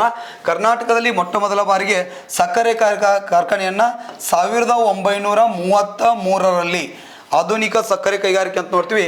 ಆಧುನಿಕ ಸಕ್ಕರೆ ಕೈಗಾರಿಕೆಯನ್ನು ಮಂಡ್ಯ ಜಿಲ್ಲೆ ಅಂತ ನೋಡ್ತೀವಿ. ಯಾವ ಜಿಲ್ಲೆ ರೀ? ಮಂಡ್ಯ ಜಿಲ್ಲೆಯ ಪಾಲಹಳ್ಳಿ ಅಂತ ನೋಡ್ತೀವಿ. ಆ ಮಂಡ್ಯ ಜಿಲ್ಲೆಯ ಪಾಲಹಳ್ಳಿ ಅಂತ ಕಂಡುಬರ್ತದ. ಆ ಮಂಡ್ಯ ಜಿಲ್ಲೆಯ ಪಾಲಹಳ್ಳಿ ಅಥವಾ ಅಷ್ಟಗ್ರಾಮ ಅಂತ ನೋಡ್ತೀವಿ. ಅಷ್ಟಗ್ರಾಮ ಅಥವಾ ಪಾಲಹಳ್ಳಿ ಒಳಗೆ ಏನು ಮಾಡ್ತಾರಪ್ಪ ಅಂದ್ರೆ 1933ರಲ್ಲಿ ಕರ್ನಾಟಕದ ಮೊಟ್ಟ ಮೊದಲ ಸಕ್ಕರೆ ಕೈಗಾರಿಕೆಯನ್ನು ಸ್ಥಾಪನೆ ಮಾಡ್ತಾರೆ. ನಂತರ ಏನಾಗ್ತದ? ಬೆಳಗಾವಿ ಜಿಲ್ಲೆ ಅಂತ ನೋಡ್ತೀವಿ ಸರ್. ಯಾವ್ದ್ರಿ? ಬೆಳಗಾವಿ ಜಿಲ್ಲೆ ಅಂತ ನೋಡ್ತೀವಿ. ಬೆಳಗಾವಿ ಜಿಲ್ಲೆಯ ಕಿತ್ತೂರು ಎಲ್ರಿ? ಬೆಳಗಾವಿ ಜಿಲ್ಲೆಯ ಕಿತ್ತೂರು ಮತ್ತು ಉಗಾರ ಖುರ್ದ್ ಅಂತ ಬರ್ತಾವ್ರಿ. ಉಗಾರ ಖುರ್ದ್ ಅಂತ ನೋಡ್ತೀವಿ. ಈ ಉಗಾರ ಖುರ್ದ್ ಅಂತಕ್ಕಂಥ ಸ್ಥಳಗಳಿಗೆ ಏನಂತಂದ್ರೆ ನಂತರದಲ್ಲಿ ಏನಪ್ಪ ಅಂದ್ರೆ ಈ ಸಕ್ಕರೆ ಕೈಗಾರಿಕೆಗಳನ್ನ ಸ್ಥಾಪನೆ ಮಾಡಿರ್ತಕ್ಕಂಥದ್ದು ನಾವಿಲ್ಲಿ ನೋಡ್ತೀವಿ. ಹಾಗಾದ್ರೆ ನಮ್ಮ ರಾಜ್ಯದಲ್ಲಿ ಅತಿ ಹೆಚ್ಚು ಸಕ್ಕರೆ ಕೈಗಾರಿಕೆಗಳನ್ನ ಹೊಂದಿರತಕ್ಕಂಥ ಜಿಲ್ಲೆ. ನಮ್ಮ ರಾಜ್ಯದಲ್ಲಿ ಅತಿ ಹೆಚ್ಚು ಏನಪ್ಪ ಅಂದ್ರೆ ಸಕ್ಕರೆ ಕೈಗಾರಿಕೆಗಳನ್ನ ಹೊಂದಿರತಕ್ಕಂಥ ಜಿಲ್ಲೆ ಯಾವಪ್ಪ ಅಂದ್ರೆ ಬೆಳಗಾವಿ ಅಂತ ಹೇಳ್ಬೇಕ್ರಿ. ನಮ್ಮ ರಾಜ್ಯದಲ್ಲಿ ಒಟ್ಟು ಎಷ್ಟು ಸಕ್ಕರೆ ಕೈಗಾರಿಕೆಗಳಪ್ಪ ಅಂದ್ರೆ ಒಟ್ಟು ಪ್ರಸ್ತುತ ನಮ್ಮ ರಾಜ್ಯದಲ್ಲಿ ಎಷ್ಟು ಸಕ್ಕರೆ ಕೈಗಾರಿಕೆಗಳಪ್ಪ ಅಂದ್ರೆ 47 ಸಕ್ಕರೆ ಕೈಗಾರಿಕೆಗಳದಾವ. ಅದರೊಳಗೆ 22 ಸಕ್ಕರೆ ಕೈಗಾರಿಕೆಗಳು ನಮ್ಮ ಬೆಳಗಾವಿ ಜಿಲ್ಲೆಯಲ್ಲಿ ಇದ್ದು ಕರ್ನಾಟಕದಲ್ಲಿ ಅತಿ ಹೆಚ್ಚು ಸಕ್ಕರೆ ಕೈಗಾರಿಕೆಗಳನ್ನ ಹೊಂದಿರತಕ್ಕಂಥ ಜಿಲ್ಲೆ ಯಾವಪ್ಪ ಅಂದ್ರೆ ಬೆಳಗಾವಿ. ಸೊ ಆ ಕಾರಣದಿಂದ ಏನಪ್ಪ ಅಂದ್ರೆ ಸಕ್ಕರೆನ ಅತಿ ಹೆಚ್ಚು ಉತ್ಪಾದನೆ ಮಾಡ್ತಕ್ಕಂಥ ಜಿಲ್ಲೆನೂ ಬೆಳಗಾವಿ, ಕಬ್ಬನ್ನ ಅತಿ ಹೆಚ್ಚು ಉತ್ಪಾದನೆ ಮಾಡ್ತಕ್ಕಂಥ ಜಿಲ್ಲೆನೂ ಯಾವಪ್ಪ ಅಂದ್ರೆ ಬೆಳಗಾವಿ ಅಂತ ನೋಡ್ತೀವಿ. ಆ ಕಾರಣದಿಂದಾಗಿ ಎಲ್ಲ ಅಂಶಗಳನ್ನ ಪರಿಗಣನೆ ತೆಗೆದುಕೊಂಡು ಬೆಳಗಾವಿ ಜಿಲ್ಲೆಯನ್ನು ಕರ್ನಾಟಕದ ಸಕ್ಕರೆ ಪಾತ್ರೆ ಅಥವಾ ಸಕ್ಕರೆ ಬೋಗಣಿ ಅಂತ ಏನು ಮಾಡ್ತಾರೆ ಅಂದ್ರೆ ಕರೀತಾರೆ. ಇದಕ್ಕೆ ಸರಿಯಾದ ಇರತಕ್ಕಂಥ ಒಂದು ಮಾಹಿತಿ ಇಲ್ಲಿ ನಿಮಗೆ ಗೊತ್ತಿರಬೇಕು ಸರ್. ನೆಕ್ಸ್ಟ್ ನೋಡ್ರಿ, ಕ್ವಶನ್ ನಂಬರ್ 5. ಕರ್ನಾಟಕದಲ್ಲಿ ಮೊಟ್ಟ ಮೊದಲ ಬಾರಿಗೆ ಕಾಗದ ಕೈಗಾರಿಕೆಯನ್ನು ಸ್ಥಾಪನೆ ಮಾಡಿದ್ದು ಎಲ್ಲಿ ಅಂತ ಕೇಳಿದಾನ. ಏನ್ರಿ? ಇಲ್ಲಿ ಮೊಟ್ಟ ಮೊದಲ ಬಾರಿಗೆ ಕಾಗದ ಕೈಗಾರಿಕೆ ಅಂತ ನೋಡ್ತೀವಿ. ನೋಡ್ರಿ ಕಾಗದ ಕೈಗಾರಿಕೆ ಅಂತಕ್ಕಂಥದ್ದು ಏನಪ್ಪ ಅಂದ್ರೆ ಈ ಒಂದು ಕೈಗಾರಿಕೆ ಅದಕ್ಕೆ ಸಂಬಂಧಪಟ್ಟಪ್ಪ ಅಂದ್ರೆ ಅರಣ್ಯ ಆಧಾರಿತ ಕೈಗಾರಿಕೆ ಅಂತ ನೋಡ್ತೀವಿ. ಕಾಗದ ಕೈಗಾರಿಕೆ ಅಂತಕ್ಕಂಥದ್ದು ಇದು ಎಂಥ ಕೈಗಾರಿಕೆ ಅಂತೇಳಿ ಕ್ವಶನ್ಸ್ ಕೇಳ್ತಾನ, ಭಾಳ ಇಂಪಾರ್ಟೆಂಟ್ ಆಗಿರ್ತಕ್ಕಂಥದ್ದು. ಇದು ಅರಣ್ಯ ಆಧಾರಿತ ಕೈಗಾರಿಕೆ ಅಂತ ಏನು ಮಾಡ್ತಾನೆ ಕರೀತಾರೆ. ಯಾವುದನ್ನ ಅರಣ್ಯ ಆಧಾರಿತ ಕೈಗಾರಿಕೆ ಅಂತ ಕರೀತಾರೆ? ಈ ಒಂದು ಕಾಗದ ಕೈಗಾರಿಕೆಯನ್ನು ಅರಣ್ಯ ಆಧಾರಿತ ಕೈಗಾರಿಕೆ ಅಂತ ನೋಡ್ತೀವಿ. ಆ ಅರಣ್ಯ ಆಧಾರಿತ ಕೈಗಾರಿಕೆಯನ್ನು ಕರ್ನಾಟಕದಲ್ಲಿ ಮೊಟ್ಟ ಮೊದಲ ಬಾರಿಗೆ ಅರಣ್ಯ ಆಧಾರಿತ ಕೈಗಾರಿಕೆ ಆಗಿರ್ತಕ್ಕಂಥ ಕಾಗದ ಕೈಗಾರಿಕೆಯನ್ನು ಅದು ಯಾಕೆ ಅರಣ್ಯ ಆಧಾರಿತ ಕೈಗಾರಿಕೆ ಅಂತ ಕರಿತಾರೆ ಅಂದ್ರೆ ಇಲ್ಲಿ ಆ ಮರದ ತಿರುಳುಗಳನ್ನು ಮತ್ತು ಕೆಲವೊಂದಷ್ಟು ಬಬುಲ್ಸು ಆಮೇಲೆ ಕೆಲವೊಂದಷ್ಟು ಜಾತಿಯ ಹುಲ್ಲುಗಳು ಬರ್ತಾವ್ರಿ ಮತ್ತು ಕಬ್ಬಿನ ಸಿಪ್ಪೆಯನ್ನು ಬಳಕೆ ಮಾಡಿಕೊಂಡು ಕಚ್ಚಾ ವಸ್ತುವಾಗಿ ಕಬ್ಬಿನ ಸಿಪ್ಪೆಯನ್ನು ಬಳಕೆ ಮಾಡ್ಕೊಡ್ತಾರೆ. ಇನ್ನು ನೋಡ್ರಿ ನಾವು ಈ ಸಕ್ಕರೆ ತಯಾರು ಮಾಡಿ ವೇಸ್ಟ್ ಏನು ಕಬ್ಬಿನ ಸಿಪ್ಪೆ ಉಳಿದಿರ್ತದಲ್ರಿ ಅದನ್ನು ಕಾಗದ ತಯಾರಿಕೆಗೂ ಬಳಕೆ ಮಾಡ್ಕೊಳ್ತಾರೆ. ಅಷ್ಟೇ ಅಲ್ಲದೆ ಏನಪ್ಪ ಅಂದ್ರೆ ಕಾಕಂಬಿ ಅಥವಾ ಆಲ್ಕೋಹಾಲ್ ತಯಾರಿಕೆ ಅಂತ ನೋಡ್ತೀವಿ. ಕಾಕಂಬಿ ಅಥವಾ ಆಲ್ಕೋಹಾಲ್ ಅಂತ ನೋಡ್ತೀವಿ. ಕಾಕಂಬಿ ಅಥವಾ ಏನಪ್ಪ ಅಂದ್ರೆ ಆಲ್ಕೋಹಾಲ್ ತಯಾರಿಕೆ ಒಳಗೆ ಈ ಕಾಗದವನ್ನು ಯಾವುದ್ರಿ ಈ ಕಬ್ಬಿಣದ ಸಿಪ್ಪೆಯನ್ನು ಬಳಕೆ ಮಾಡ್ಕೊಳ್ತಕ್ಕಂಥದ್ದು ನಾವು ಇಲ್ಲಿ ನೋಡ್ತೀವಿ. ಹಾಗಾದ್ರೆ ಕರ್ನಾಟಕದಲ್ಲಿ ಮೊಟ್ಟ ಮೊದಲ ಬಾರಿಗೆ ಕಾಗದ ಕೈಗಾರಿಕೆಯನ್ನು ಎಲ್ಲಿ ಸ್ಥಾಪನೆ ಮಾಡ್ಲಿಕ್ಕೆ ಅಂದ್ರೆ 1936 ನಾವು ಇಲ್ಲಿ 36 ಅಂತ ನೋಡ್ತೀವಿ. 1936ರಲ್ಲಿ ಕರ್ನಾಟಕದಲ್ಲಿ ಮೊಟ್ಟ ಮೊದಲ ಬಾರಿಗೆ ಶಿವಮೊಗ್ಗ ಜಿಲ್ಲೆ ಅಂತ ಕಂಡುಬರ್ತದೆ. ಯಾವ ಜಿಲ್ಲೆ ರೀ? ಶಿವಮೊಗ್ಗ ಜಿಲ್ಲೆ ಅಂತ ನೋಡ್ತೀವಿ. ಆ ಶಿವಮೊಗ್ಗ ಜಿಲ್ಲೆ ಒಳಗೆ ಭದ್ರಾವತಿ ಅಂತಕ್ಕಂಥ ಸ್ಥಳ ಕಂಡುಬರ್ತದೆ. ಶಿವಮೊಗ್ಗ ಜಿಲ್ಲೆಯ ಭದ್ರಾವತಿ ಅಂತ ನೋಡ್ತೀವಿ. ಶಿವಮೊಗ್ಗ ಜಿಲ್ಲೆಯ ಭದ್ರಾವತಿ ಒಳಗೆ ಏನಪ್ಪ ಅಂದ್ರೆ ಕರ್ನಾಟಕದ ಮೊಟ್ಟ ಮೊದಲ ಕಾಗದ ಕೈಗಾರಿಕೆಯನ್ನು ಸ್ಥಾಪನೆ ಮಾಡ್ತಾರ. ಯಾವುದಪ್ಪ ಅಂದ್ರೆ ಮೈಸೂರು ಅಂತ ನೋಡ್ತೀವಿ. ಮೈಸೂರು ಅಂತ ನೋಡಿ ಮೈಸೂರು ಪೇಪರ್ ಮಿಲ್ಸ್ ಲಿಮಿಟೆಡ್ ಅಂತ ನೋಡ್ತೀವಿ. ಮೈಸೂರು ಪೇಪರ್ ಮಿಲ್ಸ್ ಲಿಮಿಟೆಡ್ ಅಂತಕ್ಕಂಥ ಹೆಸರಿನಲ್ಲಿ ಕರ್ನಾಟಕದಲ್ಲಿ ಮೊಟ್ಟ ಮೊದಲ ಬಾರಿಗೆ 1936ರಲ್ಲಿ ಏನು ಮಾಡ್ತಾರಪ್ಪ ಅಂದ್ರೆ ಶಿವಮೊಗ್ಗ ಜಿಲ್ಲೆಯ ಭದ್ರಾವತಿ ಒಳಗೆ ಕಾಗದ ಕೈಗಾರಿಕೆಯನ್ನು ಸ್ಥಾಪನೆ ಮಾಡ್ತಾರೆ. ನಂತರ 1937ರಲ್ಲಿ ಉತ್ತರ ಕನ್ನಡ ಜಿಲ್ಲೆ ಅಂತ ನೋಡ್ತೀವಿ. ಯಾವ ಜಿಲ್ಲೆ ರೀ? ಉತ್ತರ ಕನ್ನಡ ಜಿಲ್ಲೆ ಅಂತ ನೋಡ್ತೀವಿ. ಈ ಒಂದು ಉತ್ತರ ಕನ್ನಡ ಜಿಲ್ಲೆ ಒಳಗೆ ಕಂಡು ಬರ್ತಕ್ಕಂಥದ್ದು ಯಾವಪ್ಪ ಅಂದ್ರೆ ದಾಂಡೇಲಿ. ಉತ್ತರ ಕನ್ನಡ ಜಿಲ್ಲೆಯ ದಾಂಡೇಲಿ ಅಂತ ನೋಡ್ತೀವಿ. ಆ ಉತ್ತರ ಕನ್ನಡ ಜಿಲ್ಲೆ ಒಳಗೆ ಏನು ಮಾಡ್ತಾರಪ್ಪ ಅಂದ್ರೆ ವೆಸ್ಟ್ ಕೋಸ್ಟ್ ಪೇಪರ್ ಮಿಲ್ ಅಂತೇಳಿ. ಯಾವುದ್ರಿ? ವೆಸ್ಟ್ ಕೋಸ್ಟ್ ಪೇಪರ್ ಮಿಲ್ ಅಂತ ನೋಡ್ತೀವಿ. ವೆಸ್ಟ್ ಕೋಸ್ಟ್ ಪೇಪರ್ ಮಿಲ್ ಎಂಬ ಹೆಸರಿನಲ್ಲಿ ವೆಸ್ಟ್ ಕೋಸ್ಟ್ ಪೇಪರ್ ಮಿಲ್ ಅಂತ ನೋಡ್ತೀವಿ. ವೆಸ್ಟ್ ಕೋಸ್ಟ್ ಪೇಪರ್ ಮಿಲ್ ಎಂಬ ಹೆಸರಿನೊಳಗೆ ಏನು ಮಾಡ್ತಂದ್ರೆ 1937ರಲ್ಲಿ ಉತ್ತರ ಕನ್ನಡ ಜಿಲ್ಲೆ ಒಳಗೆ ದಾಂಡೇಲಿ ಒಳಗೆ ವೆಸ್ಟ್ ಕೋಸ್ಟ್ ಪೇಪರ್ ಮಿಲ್ ಎಂಬ ಹೆಸರಿನೊಳಗೆ ಮತ್ತೊಂದು ಕಾಗದ ಕೈಗಾರಿಕೆಯನ್ನು ಸ್ಥಾಪನೆ ಮಾಡ್ತಾರೆ. ಆದರೆ ಮೊಟ್ಟ ಮೊದಲ ಬಾರಿಗೆ ಕರ್ನಾಟಕದಲ್ಲಿ ಕಾಗದ ಕೈಗಾರಿಕೆ ಸ್ಥಾಪನೆ ಆಗಿದ್ದು ಎಲ್ಲಿಪ್ಪ ಅಂತಂದ್ರೆ ಇಲ್ಲಿ ಶಿವಮೊಗ್ಗ ಜಿಲ್ಲೆಯ ಭದ್ರಾವತಿ ಒಳಗೆ ಏನಪ್ಪ ಅಂದ್ರೆ ಸ್ಥಾಪನೆ ಆಗ್ತದ. ನಂತರದಲ್ಲಿ ಏನಪ್ಪ ಅಂದ್ರೆ ಕರ್ನಾಟಕದ ಅನೇಕ ಸ್ಥಳಗಳಲ್ಲಿ ಏನಪ್ಪ ಅಂದ್ರೆ ಈ ಒಂದು ಕಾಗದ ಕೈಗಾರಿಕೆಯನ್ನು ಸ್ಥಾಪನೆ ಮಾಡ್ತಾರೆ. ನಂತರ ಪ್ರಸ್ತುತ ನಮ್ಮ ರಾಜ್ಯದಲ್ಲಿ ಎಷ್ಟು ಕಾಗದ ಕೈಗಾರಿಕೆಗಳಪ್ಪ ಅಂದ್ರೆ 14 ಕಾಗದ ಕೈಗಾರಿಕೆಗಳಿದಾವ. 14 ಕಾಗದ ಕೈಗಾರಿಕೆಗಳಿದ್ದು ನಮ್ಮ ರಾಜ್ಯದಲ್ಲಿ ಅತಿ ಹೆಚ್ಚು ಕಾಗದವನ್ನು ಉತ್ಪಾದನೆ ಮಾಡ್ತಕ್ಕಂಥ ಜಿಲ್ಲೆ ಯಾವತ್ತು ಅಂದ್ರೆ ಉತ್ತರ ಕನ್ನಡ ಜಿಲ್ಲೆ. ಹೈಯೆಸ್ಟ್ ನಮ್ಮ ರಾಜ್ಯದೊಳಗೆ ಕಾಗದವನ್ನು ಉತ್ಪಾದನೆ ಮಾಡ್ತಕ್ಕಂಥ ಜಿಲ್ಲೆ ಯಾವತ್ತು ಅಂದ್ರೆ ನಾವು ಉತ್ತರ ಕನ್ನಡ ಜಿಲ್ಲೆ ಅಂತ ನೋಡ್ತೀವಿ. ಈ ಉತ್ತರ ಕನ್ನಡ ಜಿಲ್ಲೆಯು ಅತಿ ಹೆಚ್ಚು ಅಂದ್ರೆ ನಮ್ಮ ರಾಜ್ಯದೊಳಗೆ 14 ಕಾಗದ ಕೈಗಾರಿಕೆಗಳಿದಾವ. ಬಟ್ ಅತಿ ಹೆಚ್ಚು ಏನಪ್ಪ ಅಂದ್ರೆ ದಾಂಡೇಲಿ ಇರ್ಬೋದು. ಈ ದಾಂಡೇಲಿ ಭಾಗದೊಳಗೆ ಅತಿ ಹೆಚ್ಚು ಏನಪ್ಪ ಅಂದ್ರೆ ಈ ಕಾಗದವನ್ನು ಏನಪ್ಪ ಅಂದ್ರೆ ಉತ್ಪಾದನೆ ಮಾಡ್ತಾರೆ. ಉತ್ತರ ಕನ್ನಡ ಜಿಲ್ಲೆ ಅತಿ ಹೆಚ್ಚು ಕಾಗದವನ್ನು ಉತ್ಪಾದನೆ ಮಾಡ್ತಕ್ಕಂಥ ಜಿಲ್ಲೆ ಅಂತ ನೋಡ್ತೀವಿ. ಇದಕ್ಕೆ ಕರ್ನಾಟಕದಲ್ಲಿ ಮೊಟ್ಟ ಮೊದಲ ಬಾರಿಗೆ ಕಾಗದ ಕೈಗಾರಿಕೆಯನ್ನು ಸ್ಥಾಪನೆ ಮಾಡಿದ್ದು ಎಲ್ಲಿಪ್ಪ ಅಂತಂದ್ರೆ ಭದ್ರಾವತಿ ಅಂತ ಏನು ಮಾಡ್ತೀವಿ ಅಂದ್ರೆ ನೋಡ್ತೀವಿ. ಏನ್ರಿ? ಭದ್ರಾವತಿ ಅಂತ ನೋಡ್ತೀವಿ. ಭದ್ರಾವತಿ ಒಳಗೆ ಮೊಟ್ಟ ಮೊದಲ ಕಾಗದ ಕೈಗಾರಿಕೆಯನ್ನು ಸ್ಥಾಪನೆ ಮಾಡ್ತಾರೆ. ಇನ್ನು ನೆಕ್ಸ್ಟ್ ಈ ಕೆಳಗಿನ ಯಾವುದು ಕಡಿಮೆ ರಾಷ್ಟ್ರೀಯ ಹೆದ್ದಾರಿ ಹೊಂದಿದ ಜಿಲ್ಲೆಯಾಗಿದೆ ಅಂತ ಕೇಳಿದಾನ. ಕರ್ನಾಟಕ ಒಳಗೆ ಕಡಿಮೆ ರಾಷ್ಟ್ರೀಯ ಹೆದ್ದಾರಿ ಅಂದ್ರೆ ಅತಿ ಕಡಿಮೆ ರಾಷ್ಟ್ರೀಯ ಹೆದ್ದಾರಿ ಹೊಂದಿರತಕ್ಕಂಥ ಜಿಲ್ಲೆ ಅಂತ ಏನು ಮಾಡ್ತೀವಿ ಅಂದ್ರೆ ನಾವು ಇಲ್ಲಿ ನೋಡ್ತೀವಿ. ಸ್ವಲ್ಪ ಇಲ್ಲಿ ಕರೆಕ್ಟಾಗಿ ಅಬ್ಸರ್ವೇಷನ್ ಮಾಡಿ ಸರ. ಇಲ್ಲಿ ನಾವು ಸಾರಿಗೆ ವ್ಯವಸ್ಥೆ ಅಂತ ಬರ್ತದೆ. ಸಾರಿಗೆ ವ್ಯವಸ್ಥೆ ಅಂತಂದ್ರೆ ಏನ್ರಿ? ಒಂದು ಸ್ಥಳದಿಂದ ಇನ್ನೊಂದು ಸ್ಥಳಕ್ಕೆ ಪ್ರಯಾಣಿಕರನ್ನ ಮತ್ತು ಸರಕುಗಳನ್ನು ಸಾಗಿಸ್ತಕ್ಕಂಥ ಒಂದು ವ್ಯವಸ್ಥೆಗೆ ನಾವು ಏನು ಕರಿತೀವಪ್ಪ ಅಂದ್ರೆ ಸಾರಿಗೆ ವ್ಯವಸ್ಥೆ ಅಂತ ಕರಿತೀವಿ. ಆ ಸಾರಿಗೆ ವ್ಯವಸ್ಥೆ ಒಳಗೆ ಏನಪ್ಪ ಅಂದ್ರೆ ನಾವಿಲ್ಲಿ ನೋಡ್ತಕ್ಕಂಥ ಸಾರಿಗೆ ವ್ಯವಸ್ಥೆ ಅಂತ ಕಂಡು ಬರ್ತದ. ಸಾರಿಗೆ ವ್ಯವಸ್ಥೆ ಒಳಗೆ ಪ್ರಮುಖವಾಗಿ ಸಾರಿಗೆ ವ್ಯವಸ್ಥೆ ಒಳಗೆ 3 ವಿಧಗಳದಾವ. ಆ ಸಾರಿಗೆ ಒಳಗೆ ಕಂಡು ಬರ್ತಕ್ಕಂಥ 3 ವಿಧಗಳು ಯಾವಪ್ಪ ಅಂದ್ರೆ ಒಂದು ಏನಪ್ಪ ಅಂದ್ರೆ ನಾವಿಲ್ಲಿ ಭೂ ಸಾರಿಗೆ ಅಂತ ನೋಡ್ತೀವಿ. ಯಾವ ಸಾರಿಗೆ ರೀ? ಭೂ ಸಾರಿಗೆ ಅಂತ ನೋಡ್ತೀವಿ. ನೆಕ್ಸ್ಟ್ ಎರಡನೇದು ಯಾವಪ್ಪ ಅಂದ್ರೆ ಜಲ ಸಾರಿಗೆ. ಯಾವುದ್ರಿ? ಜಲ ಸಾರಿಗೆ. ಭೂ ಸಾರಿಗೆ. ನೆಕ್ಸ್ಟ್ ಯಾವುದ್ರಿ? ಜಲ ಸಾರಿಗೆ ಅಂತ ನೋಡ್ತೀವಿ. ಮೂರನೇದು ಯಾವಪ್ಪ ಅಂದ್ರೆ ವಾಯು ಸಾರಿಗೆ. ಇವು ಮುಖ್ಯವಾಗಿ ನಮ್ಗೆ ಗೊತ್ತಿರ್ಬೇಕ್ರಿ. ವಾಯು ಸಾರಿಗೆ ಅಂತೇಳಿ 3 ಏನಪ್ಪ ಅಂದ್ರೆ ಕಂಪಲ್ಸರಿ ಗೊತ್ತಿರ್ಬೇಕು. ಇದ್ರ ಮೇಲೆ 100% ಕ್ವಶನ್ಸ್ ಅಂತ ಕೇಳ್ತಾನೆ. ಸಾರಿಗೆ ವ್ಯವಸ್ಥೆ ಅಂತ ನೋಡ್ತೀವಿ. ಆ ಸಾರಿಗೆ ವ್ಯವಸ್ಥೆ ಒಳಗೆ ಏನಪ್ಪ ಅಂದ್ರೆ ಇದು ಬರ್ತದ. ಹಾಗಾದ್ರೆ ಸಾರಿಗೆ ವ್ಯವಸ್ಥೆ ಎಷ್ಟು ವಿಧಗಳದಾವಪ್ಪ ಅಂದ್ರೆ ಎಷ್ಟು ವಿಧಗಳ ಸಾರಿಗೆಯಲ್ಲಿ ಎಷ್ಟು ವಿಧಗಳದಾವ ಅಂತಂದ್ರೆ ಎಷ್ಟು ವಿಧಗಳದಾವಪ್ಪ ಅಂದ್ರೆ ಪ್ರಮುಖವಾಗಿ 3 ವಿಧಗಳದಾವ. ಒಂದು ಭೂ ಸಾರಿಗೆ, ಜಲ ಸಾರಿಗೆ, ವಾಯು ಸಾರಿಗೆ ಅಂತ ನೋಡ್ತೀವಿ. ಹಾಗಾದ್ರೆ ಈ ಭೂ ಸಾರಿಗೆ ಒಳಗೆ ಮತ್ತೆ ಏನಪ್ಪ ಅಂದ್ರೆ ಭೂ ಸಾರಿಗೆ ಒಳಗೆ ಮತ್ತೆ 2 ವಿಧಗಳದಾವ. ಆ ಭೂ ಸಾರಿಗೆ ಒಳಗೆ 2 ವಿಧಗಳು ಯಾವಪ್ಪ ಅಂದ್ರೆ ಒಂದು ಯಾವಪ್ಪ ಅಂದ್ರೆ ರಸ್ತೆ ಸಾರಿಗೆ ಅಂತ ನೋಡ್ತೀವಿ. ಯಾವ ಸಾರಿಗೆ ರೀ? ರಸ್ತೆ ಸಾರಿಗೆ. ಇನ್ನೊಂದು ಯಾವಪ್ಪ ಅಂದ್ರೆ ರೈಲು ಸಾರಿಗೆ. ಹೌದ್ರಿ, ಒಂದು ರಸ್ತೆ ಸಾರಿಗೆ, ಇನ್ನೊಂದು ರೈಲು ಸಾರಿಗೆ. ಜಲ ಸಾರಿಗೆ ಅಂತ ಬರ್ತದ. ಈ ಜಲ ಸಾರಿಗೆ ಒಳಗೂ ಏನಪ್ಪ ಅಂದ್ರೆ ಪ್ರಮುಖವಾಗಿ 2 ವಿಧಗಳು. ಒಂದು ಏನಪ್ಪ ಅಂದ್ರೆ ಒಳನಾಡು ಜಲ ಸಾರಿಗೆ, ಇನ್ನೊಂದು ಯಾವಪ್ಪ ಅಂದ್ರೆ ಮತ್ತು ಹೊರನಾಡು ಅನ್ಬಾರ್ದ್ರಿ, ಹೊರನಾಡು ಅಲ್ಲ, ಅದು ಕಡಲ ಸಾರಿಗೆ ಅಂತ ನೋಡ್ತೀವಿ. ಕಡಲ ಸಾರಿಗೆ ಅಥವಾ ಸಮುದ್ರ ಸಾರಿಗೆ ಅಂತ ನೋಡ್ತೀವಿ. ಇನ್ನು ವಾಯು ಸಾರಿಗೆ ಒಳಗೂ ಏನಪ್ಪ ಅಂದ್ರೆ ಪ್ರಮುಖವಾಗಿ 2 ವಿಧಗಳು. ಒಂದು ರಾಷ್ಟ್ರೀಯ, ಯಾವುದ್ರಿ? ರಾಷ್ಟ್ರೀಯ ವಾಯು ಸಾರಿಗೆ. ಇನ್ನೊಂದು ಯಾವಪ್ಪ ಅಂದ್ರೆ ಅಂತಾರಾಷ್ಟ್ರೀಯ ವಾಯು ಸಾರಿಗೆ ಅಂತೇಳಿ. ಅಂತಾರಾಷ್ಟ್ರೀಯ ವಾಯು ಸಾರಿಗೆ, ಅಂತಾರಾಷ್ಟ್ರೀಯ ವಾಯು ಸಾರಿಗೆ, ರಾಷ್ಟ್ರೀಯ ವಾಯು ಸಾರಿಗೆ. ಜಲ ಸಾರಿಗೆ ಒಳಗೆ ಒಳನಾಡು ಜಲ ಸಾರಿಗೆ, ಕಡಲು ಸಾರಿಗೆ. ಭೂ ಸಾರಿಗೆ ಒಳಗೆ ರಸ್ತೆ ಸಾರಿಗೆ ಮತ್ತು ರೈಲು ಸಾರಿಗೆ ಅಂತ ನೋಡ್ತೀವಿ. ಈ ರಸ್ತೆ ಸಾರಿಗೆ ಒಳಗೆ ನಾವು ಏನಪ್ಪ ಅಂದ್ರೆ ನಾಗಪುರ ಯೋಜನೆಯ ಉದ್ದೇಶದಂತೆ ಏನು ಮಾಡ್ತೀವಪ್ಪ ಅಂದ್ರೆ 4 ಪ್ರಕಾರದ ರಸ್ತೆಗಳಿರುವುದನ್ನು ನೋಡ್ತೀವಿ. ಒಂದು ಯಾವಪ್ಪ ಅಂದ್ರೆ ರಾಷ್ಟ್ರೀಯ ಹೆದ್ದಾರಿಗಳಂತೇಳಿ. ಯಾವುದ್ರಿ? ರಾಷ್ಟ್ರೀಯ ಹೆದ್ದಾರಿಗಳು. ನೆಕ್ಸ್ಟ್ ಯಾವಪ್ಪ ಅಂದ್ರೆ ಎರಡನೇದು ಯಾವುದಂದ್ರೆ ರಾಜ್ಯ ಹೆದ್ದಾರಿಗಳು. ಒಂದು ರಾಷ್ಟ್ರೀಯ ಹೆದ್ದಾರಿಗಳು, ಎರಡನೇದು ರಾಜ್ಯ ಹೆದ್ದಾರಿಗಳು. ಥರ್ಡ್ ಒನ್ ಯಾವಪ್ಪ ಅಂದ್ರೆ ಜಿಲ್ಲಾ ರಸ್ತೆಗಳು. ಯಾವುದ್ರಿ? ಜಿಲ್ಲಾ ರಸ್ತೆಗಳಂತ ನೋಡ್ತೀವಿ. ಇದನ್ನು ಡಿಸ್ಟಿಕ್ ರೋಡ್ಸ್ ಅಂತ ಏನು ಮಾಡ್ತಾರೆ ಕರೀತಾರೆ. ಇನ್ನು ಫೋರ್ತ್ ಒನ್ ಯಾವಪ್ಪ ಅಂದ್ರೆ ಗ್ರಾಮೀಣ ರಸ್ತೆಗಳು. ಯಾವ ರಸ್ತೆಗಳು ರೀ? ಗ್ರಾಮೀಣ ರಸ್ತೆಗಳು ಅಥವಾ ವಿಲೇಜ್ ರೋಡ್ಸ್ ಅಂತ ಏನು ಮಾಡ್ತೀವಿ ಅಂದ್ರೆ ಕರಿತೀವಿ.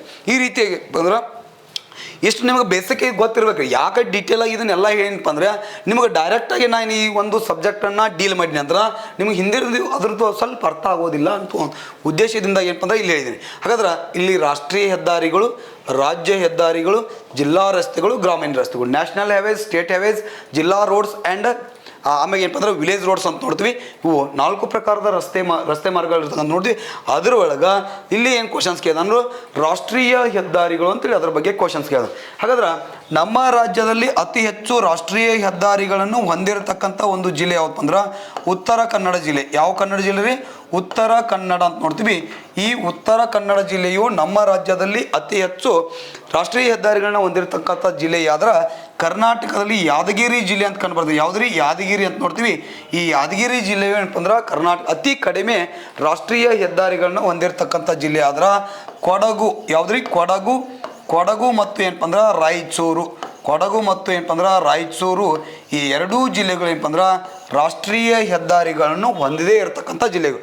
ಅತಿ ಹೆಚ್ಚು ಉತ್ತರ ಕನ್ನಡ, ಅತಿ ಕಡಿಮೆ ಯಾದಗಿರಿ.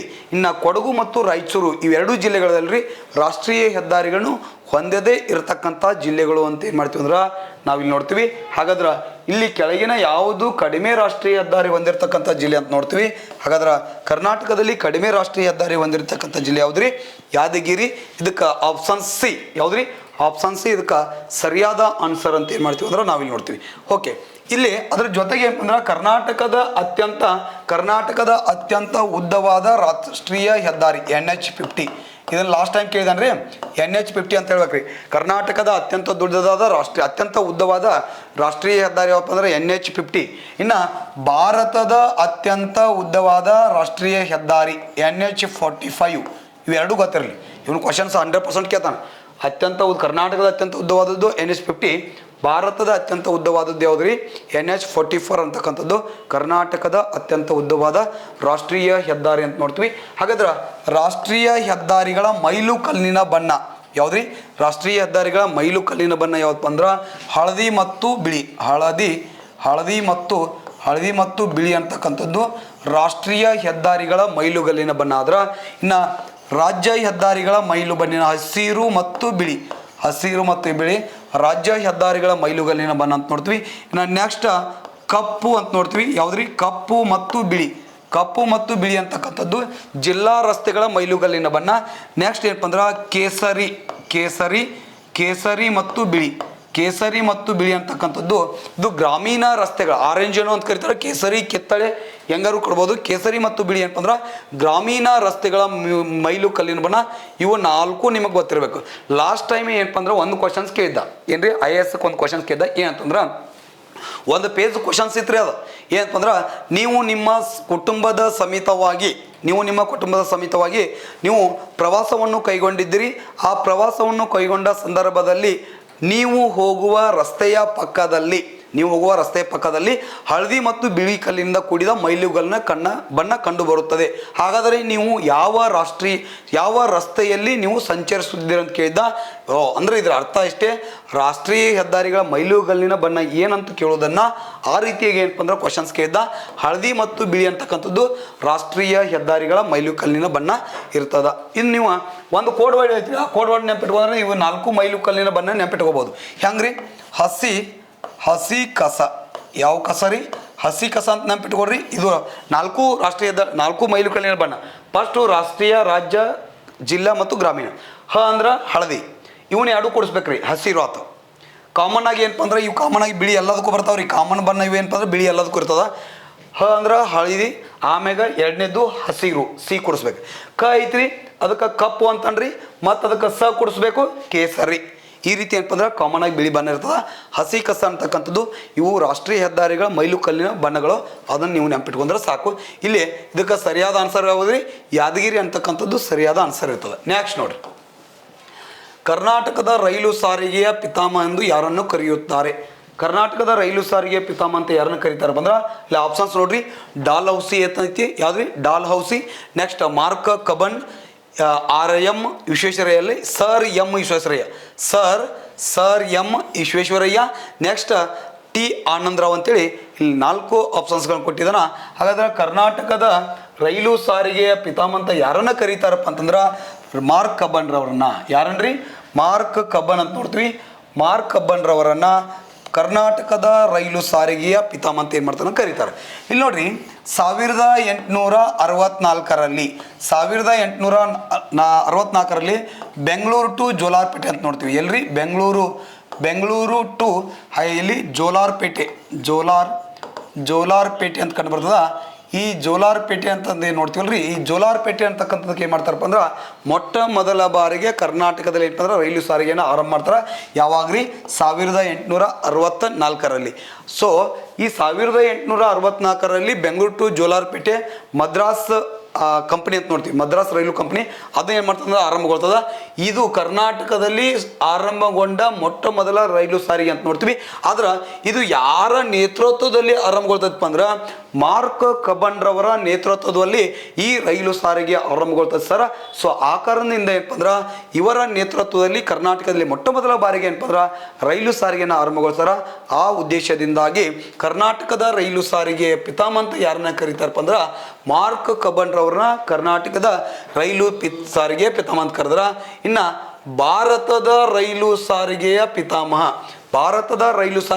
ಅಂತ ಯಾರಿಗೆ ಕರೀತಾರಪ್ಪ ಅಂದ್ರೆ ಡಾಲ್ ಹೌಸಿಯವರನ್ನ ಭಾರತದ ರೈಲು ಸಾರಿಗೆಯ ಪಿತಾಮಹ ಅಂತ ಏನು ಮಾಡ್ತಾರನ್ನ ಕರೀತಾರೆ. ಇನ್ನು ನೆಕ್ಸ್ಟ್ ಸರ್ ಎಂ ವಿಶ್ವೇಶ್ವರಯ್ಯ ಅಂತ ಒಂದು ಆಪ್ಷನ್ಸ್ ಕೊಟ್ಟಿದ್ದಾರೆ ನೋಡ್ರಿ. ಇಲ್ಲಿ ಸರ್ ಎಂ ವಿಶ್ವೇಶ್ವರಯ್ಯ ಅಂತಕ್ಕಂಥವ್ರು ಏನಪ್ಪ ಅಂದ್ರೆ ಭಾರತದ ಆರ್ಥಿಕ ಯೋಜನೆಗಳ ಪಿತಾಮಹ ಅಂತ ಏನು ಮಾಡ್ತಾರೆ ಅಂದರೆ ಇವರನ್ನ ಕರೀತಾರೆ. ಅಷ್ಟೇ ಅಲ್ಲದೆ ಏನಪ್ಪ ಅಂದ್ರೆ ಕರ್ನಾಟಕದ ವೃದ್ಧ ಪಿತಾಮಹ ಅಂತ ಯಾರನ್ನ ಕರೀತಾರೆ ಅಂದರೆ ಸರ್ ಎಂ ವಿಶ್ವೇಶ್ವರಯ್ಯನ ಕರ್ನಾಟಕದ ವೃದ್ಧ ಪಿತಾಮಹ ಅಂತಲೂ ಸಹಿ ಮಾಡ್ತಾರೆ, ಇವರನ್ನೇ ಕರೀತಾರೆ. ಅಷ್ಟೇ ಅಲ್ಲದೆ ಏನಪ್ಪ ಅಂದ್ರೆ ಇವರು ಕರ್ನಾಟಕದ ಅತ್ಯಂತ ಪ್ರಖ್ಯಾತ ಇಂಜಿನಿಯರ್ಗಳು ಯಾರಪ್ಪ ಅಂದ್ರೆ ಸರ್ ಎಂ ವಿಶ್ವೇಶ್ವರಯ್ಯನವರು. ಇವರ ಒಂದು ಸವಿನೆನಪಾಗಿ ಪ್ರತಿ ವರ್ಷ ರಾಷ್ಟ್ರೀಯ ಇಂಜಿನಿಯರ್ ಡೇ ಅಂತಲೂ ಸಹ ಏನು ಮಾಡ್ತಾರೆ ಅಂದ್ರೆ ಆಚರಣೆ ಮಾಡ್ತಕ್ಕಂಥದ್ದನ್ನು ನಾವು ನೋಡ್ತೀವಿ. T ಆನಂದರಾವ್ ಇವರು ಮೈಸೂರಿನ ದಿವಾನರು ಇರ್ತಾರೆ ಸರ. ಮೈಸೂರು ಅರಮನೆ ನಿರ್ಮಾಣದ ಒಂದು ಕಾಲಾವಧಿ ಒಳಗೆ T ಆನಂದರಾವ್ ಅವರು ಏನಪ್ಪ ಅಂದ್ರೆ ಮೈಸೂರಿನ ದಿವಾನರಾಗಿ ಏನು ಮಾಡ್ತಿರ್ತಂದ್ರೆ ಕಾರ್ಯವನ್ನು ನಿರ್ವಹಿಸ್ತಕ್ಕಂಥದ್ದು ಸಹ ಏನು ಮಾಡ್ತಿದ್ರೆ ನಾವಿಲ್ಲಿ ನೋಡ್ತೀವಿ. ಇಷ್ಟು ನಿಮ್ಗೆ ಏನಪ್ಪ ಅಂದ್ರೆ ಗೊತ್ತಿರ್ಬೇಕು. ನಂತರ ಬೆಂಗಳೂರು ಟು ಜೋಲಾರ್ಪೇಟೆ ನಂತರ ಬೆಂಗಳೂರು ಟು ತುಮಕೂರು, ಬೆಂಗಳೂರು ಟು ಮೈಸೂರು ಏನಪ್ಪ ಅಂದ್ರೆ ರೈಲು ಸಾರಿಗೆ ಏನಪ್ಪ ಅಂದ್ರೆ ಆರಂಭಗೊಳಿಸಿರ್ತಕ್ಕಂಥದ್ದನ್ನು ಸಹ ಏನು ಮಾಡ್ತೀವಿ ಅಂದ್ರೆ ನೋಡ್ತೀವಿ. ಒಂದು ಕಾನ್ಸೆಪ್ಟ್ ನಿಮಗೆ ಇಲ್ಲಿ ಗೊತ್ತಿರ್ಬೇಕ್ರಿ. ಏನಂದ್ರೆ ಇಲ್ಲಿ ನೋಡ್ರಿ, 2 ಹಳಿಗಳಿರ್ತಾವೆ. ಇದು ಒಂದು ಹಳಿ ಐತ್ರಿ, ಇಲ್ಲೊಂದು ಹಳಿ ಐತಿ. ಹೌದ್ರಾ? 2 ಹಳಿಗಳದಾವ. ಆ ಹಳಿಗಳ ಮಧ್ಯದಲ್ಲಿ 2 ಹಳಿಗಳದಾವ್ರಿ. ಹಳಿಗಳ ಮಧ್ಯದೊಳಗೆ ಇಲ್ಲಿ ಏನು ಮಾಡಿರ್ತಾರಂದ್ರೆ ಆ ಹಳಿಗಳ ಮಧ್ಯದೊಳಗೆ ಏನಪ್ಪ ಅಂದ್ರೆ ಇಲ್ಲಿ ಇದನ್ನು ಮಾಡಿರ್ತಾರೆ. ಈ ಹಳಿಗಳದಾವಲ್ರಿ, ಹಳಿಗಳ ಮಧ್ಯದೊಳಗೆ ಟ್ರ್ಯಾಕ್ ಇರ್ತದೆ, ಹಿಂಗಿರ್ತದಲ್ರಿ. ಈ ಹಳಿಗಳ ಎರಡು ಹಳಿಗಳ ಮಧ್ಯದಲ್ಲಿರ್ತಕ್ಕಂಥ ಅಂತರವನ್ನು ಏನೆಂದು ಕರೆಯುತ್ತಾರೆ ಅಂತೇಳಿ ಕ್ವಶನ್ ಕೇಳಿದಾನ್ರಿ. ಎರಡು ಹಳಿಗಳ ಮಧ್ಯದಲ್ಲಿರ್ತಕ್ಕಂಥ ಅಂತರವನ್ನು ಏನಂತ ಕರಿತಾರೆ ಅಂದ್ರೆ ಗೇಜ್ ಅಂತ ಕರೀತಾರೆ. ಏನಂತ ಕರಿತಾರೆ? ಗೇಜ್ ಅಂತ ಕರೀತಾರ. ಗೇಜ್ಗಳಲ್ಲಿ ಎಷ್ಟು ಪ್ರಕಾರಗಳದಾವ ಅಂತಂದ್ರೆ 4 ಗೇಜ್ಗಳದಾವ. ಎಷ್ಟು ಪ್ರಕಾರ ಅದಾವ್ರಿ? 4 ಗೇಜ್ಗಳು. ಒಂದು ಯಾವ್ದಪ್ಪ ಅಂದ್ರೆ ಬ್ರಾಡ್ ಗೇಜ್ ಅಂತ ನೋಡ್ತೀವಿ. ಯಾವ ಗೇಜ್ ರೀ? ಬ್ರಾಡ್ ಗೇಜ್ ಅಂತ ನೋಡ್ತೀವಿ. ಒಂದು ಯಾವ್ದಪ್ಪ ಅಂದ್ರೆ ಬ್ರಾಡ್ ಗೇಜ್. ಯಾವ ಗೇಜ್ ರೀ? ಬ್ರಾಡ್ ಗೇಜ್ ಅಂತ ನೋಡ್ತೀವಿ. Broad gauge. ಎರಡನೇದು ಯಾವಪ್ಪ ಅಂದ್ರೆ ಮೀಟರ್ ಗೇಜ್. ಯಾವ್ದ್ರಿ? Metre gauge. ಮೂರನೇದು ಯಾವಪ್ಪ ಅಂದ್ರೆ broad gauge, metre gauge. Next ಅಂತಂದ್ರೆ ನ್ಯಾರೋ ಗೇಜ್. ಯಾವ ಗೇಜ್ ರೀ? ನ್ಯಾರೋ ಗೇಜ್ ಅಂತ ನೋಡ್ತೀವಿ. ನೆಕ್ಸ್ಟ್ 4ನೇದು ಯಾವಪ್ಪ ಅಂದ್ರೆ ಲೈಟ್ ಗೇಜ್. ಯಾವ ಗೇಜ್ ರೀ? ಲೈಟ್ ಗೇಜ್ ಅಂತ ನೋಡ್ತೀವಿ. Light gauge. ಈ 4 ಏನಪ್ಪ ಅಂದ್ರೆ ಹಳಿಗಳ ಮಧ್ಯದಲ್ಲಿರ್ತಕ್ಕಂಥ ಅಂತರಕ್ಕೆ ಏನು ಮಾಡ್ತಾರೆ? ಈ ರೀತಿಯಾಗಿ ಕರೀತಾರೆ. Broad gauge, metre gauge, narrow gauge. ಆಮೇಲೆ ಏನಪ್ಪ ಅಂದ್ರೆ ಇನ್ನೊಂದು ಯಾವಪ್ಪ ಅಂದ್ರೆ ಲೈಟ್ ಗೇಜ್ ಅಂತ ಏನು ಮಾಡ್ತೀವಿ ಅಂದ್ರೆ ನಾವಿಲ್ಲಿ ನೋಡ್ತೀವಿ. ಯಾವ ಗೇಜ್ ರೀ? ಲೈಟ್ ಗೇಜ್ ಅಂತ ನೋಡ್ತೀವಿ. ಹಾಗಾದ್ರೆ ಇಲ್ಲಿ ಸ್ವಲ್ಪ ಕರೆಕ್ಟಾಗಿ ಗೊತ್ತಿರಬೇಕು. ಇವುಗಳ ನಡುವಿನ ಅಂತರ ಎಷ್ಟಿರ್ತದೆ? ಮೀಟರ್ ಗೇಜ್ ನಡುವಿನ ಅಂತರ ಎಷ್ಟಿರ್ತದೆ ಅಂದ್ರೆ 1.676 ಮೀಟರ್ ಇರ್ತದೆ. ಎಷ್ಟು ರೀ? ಮೀಟರ್ ಇರ್ತದೆ. ಅಂದ್ರೆ 1.676 ಮೀಟರ್ ಏನಪ್ಪ ಅಂದ್ರೆ ಇವುಗಳ ನಡುವಿನ ಅಂತರ ಇರ್ತದೆ. ಇನ್ನು ಮೀಟರ್ ಗೇಜ್ ನಡುವಿನ ಅಂತರ ಏನಪ್ಪ ಅಂದ್ರೆ ಶುದ್ಧ ಏನಪ್ಪ ಅಂದ್ರೆ 1 ಮೀಟರ್ ಇರ್ತದೆ. ಎಷ್ಟು ಮೀಟರ್ ಇರ್ತದೆ ರೀ? 1 ಮೀಟರ್ ಇರುವುದನ್ನು ಇಲ್ಲಿ ಮಾಡ್ತೀವಿ ಅಂದ್ರೆ ನೋಡ್ತೀವಿ. ಇನ್ನು ನ್ಯಾರೋ ಗೇಜ್ ಅಂತ ಬರ್ತದೆ. ನ್ಯಾರೋ ಗೇಜ್ ನಡುವಿನ ಅಂತರ 0.762 ಮೀಟರ್. 762 ಮೀಟರ್ ಏನಪ್ಪ ಅಂದ್ರೆ ನ್ಯಾರೋ ಗೇಜ್ನ ನಡುವಿನ ಅಂತರ ಇದ್ರೆ, ಲೈಟ್ ಗೇಜ್ ನಡುವಿನ ಅಂತರ 0.610 ಮೀಟರ್ ಇರ್ತದೆ. 0.610 ಮೀಟರ್ ಏನಪ್ಪ ಅಂದ್ರೆ ಈ ಲೈಟ್ ಗೇಜ್ ನಡುವಿನ ಅಂತರ ಇರುವುದನ್ನು ನೋಡ್ತೀವಿ. ಸೊ ಈ ಗೇಜ್ಗಳ ನಡುವಿನ ಅಂತರ ಏನಪ್ಪ ಅಂದ್ರೆ ಇರುವುದನ್ನು ನೀವು ಕರೆಕ್ಟಾಗಿ ಅಬ್ಸರ್ವೇಷನ್ ಮಾಡಬೇಕು. ಬ್ರಾಡ್ ಗೇಜ್ ಭಾರತದಲ್ಲಿ ಅತಿ ಹೆಚ್ಚು ಬಳಕೆ ಆಗ್ತಕ್ಕಂಥ ಗೇಜ್ ಯಾವುದ್ರಲ್ಲಿ? ಬ್ರಾಡ್ ಗೇಜ್ ಅಂತ ಏನು ಮಾಡ್ತೀವಿ ನೋಡ್ತೀವಿ. ಇನ್ನು ನ್ಯಾರೋ ಗೇಜ್ ಅಂತ ನೋಡ್ತೀವಿ. Narrow gauge. ಈ ನ್ಯಾರೋ ಗೇಜನ್ನು ಈ ಬೆಟ್ಟ ಗುಡ್ಡಗಳು ಮತ್ತು ಈ ಈಶಾನ್ಯ ಬೆಟ್ಟಗಳು ಅಂತ ನೋಡ್ತೀವಿ ಸರ್. ಹಿಮಾಲಯ ಪರ್ವತಗಳು ಇರ್ಬೋದು, ಬೆಟ್ಟ ಗುಡ್ಡಗಳು ಇರ್ಬೋದು, ಅಥವಾ ಈಶಾನ್ಯ ಬೆಟ್ಟ ಆ ಭಾಗದಲ್ಲಿ ಅತಿ ಹೆಚ್ಚಾಗಿ ಈ ನ್ಯಾರೋ ಗೇಜನ್ನು ಬಳಕೆ ಮಾಡಿದ್ರೆ ಭಾರತದಲ್ಲಿ ಬಳಕೆ ಆಗ್ತಕ್ಕಂಥ ಗೇಜ್ ಬ್ರಾಡ್ ಗೇಜ್ ಅಂತ ಏನು ಮಾಡ್ತೀವಿ ಅಂದ್ರೆ ನೋಡ್ತೀವಿ. ಎಷ್ಟು ನಿಮ್ಗೆ ಏನಪ್ಪ ಅಂದ್ರೆ ಗೊತ್ತಿರ್ಬೇಕು.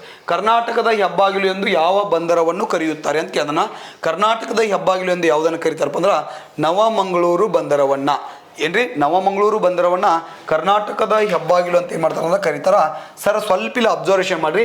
ಯಾಕೆ ಇದನ್ನು ಕರ್ನಾಟಕದ ಹೆಬ್ಬಾಗಿಲು ಅಂತ ಕರೀತಾರೆ ಅಂದ್ರೆ ಇಲ್ಲಿ ನೋಡ್ರಿ, ಇದು ಯಾವ ಜಿಲ್ಲೆಯಲ್ಲಿ ಕಂಡು ಬರ್ತದಪ್ಪ ಅಂದ್ರೆ ಕರ್ನಾಟಕದ ದಕ್ಷಿಣ ಕನ್ನಡ ಅಂತ ನೋಡ್ತೀವಿ. ಯಾವ ಕನ್ನಡ ರೀ? ದಕ್ಷಿಣ ಕನ್ನಡ ಅಂತ ನೋಡ್ತೀವಿ. ದಕ್ಷಿಣ ಕನ್ನಡ ಜಿಲ್ಲೆ ಒಳಗೆ ಏನಪ್ಪ ಅಂದ್ರೆ ಗುರುಪುರ ಅಂತಕ್ಕಂಥ ನದಿ ಐತಿ. ಯಾವ್ರಿ? ಗುರುಪುರ ಅಂತ ನೋಡ್ತೀವಿ. ಈ ಗುರುಪುರ ಅಂತ ನೋಡ್ತೀವಿ.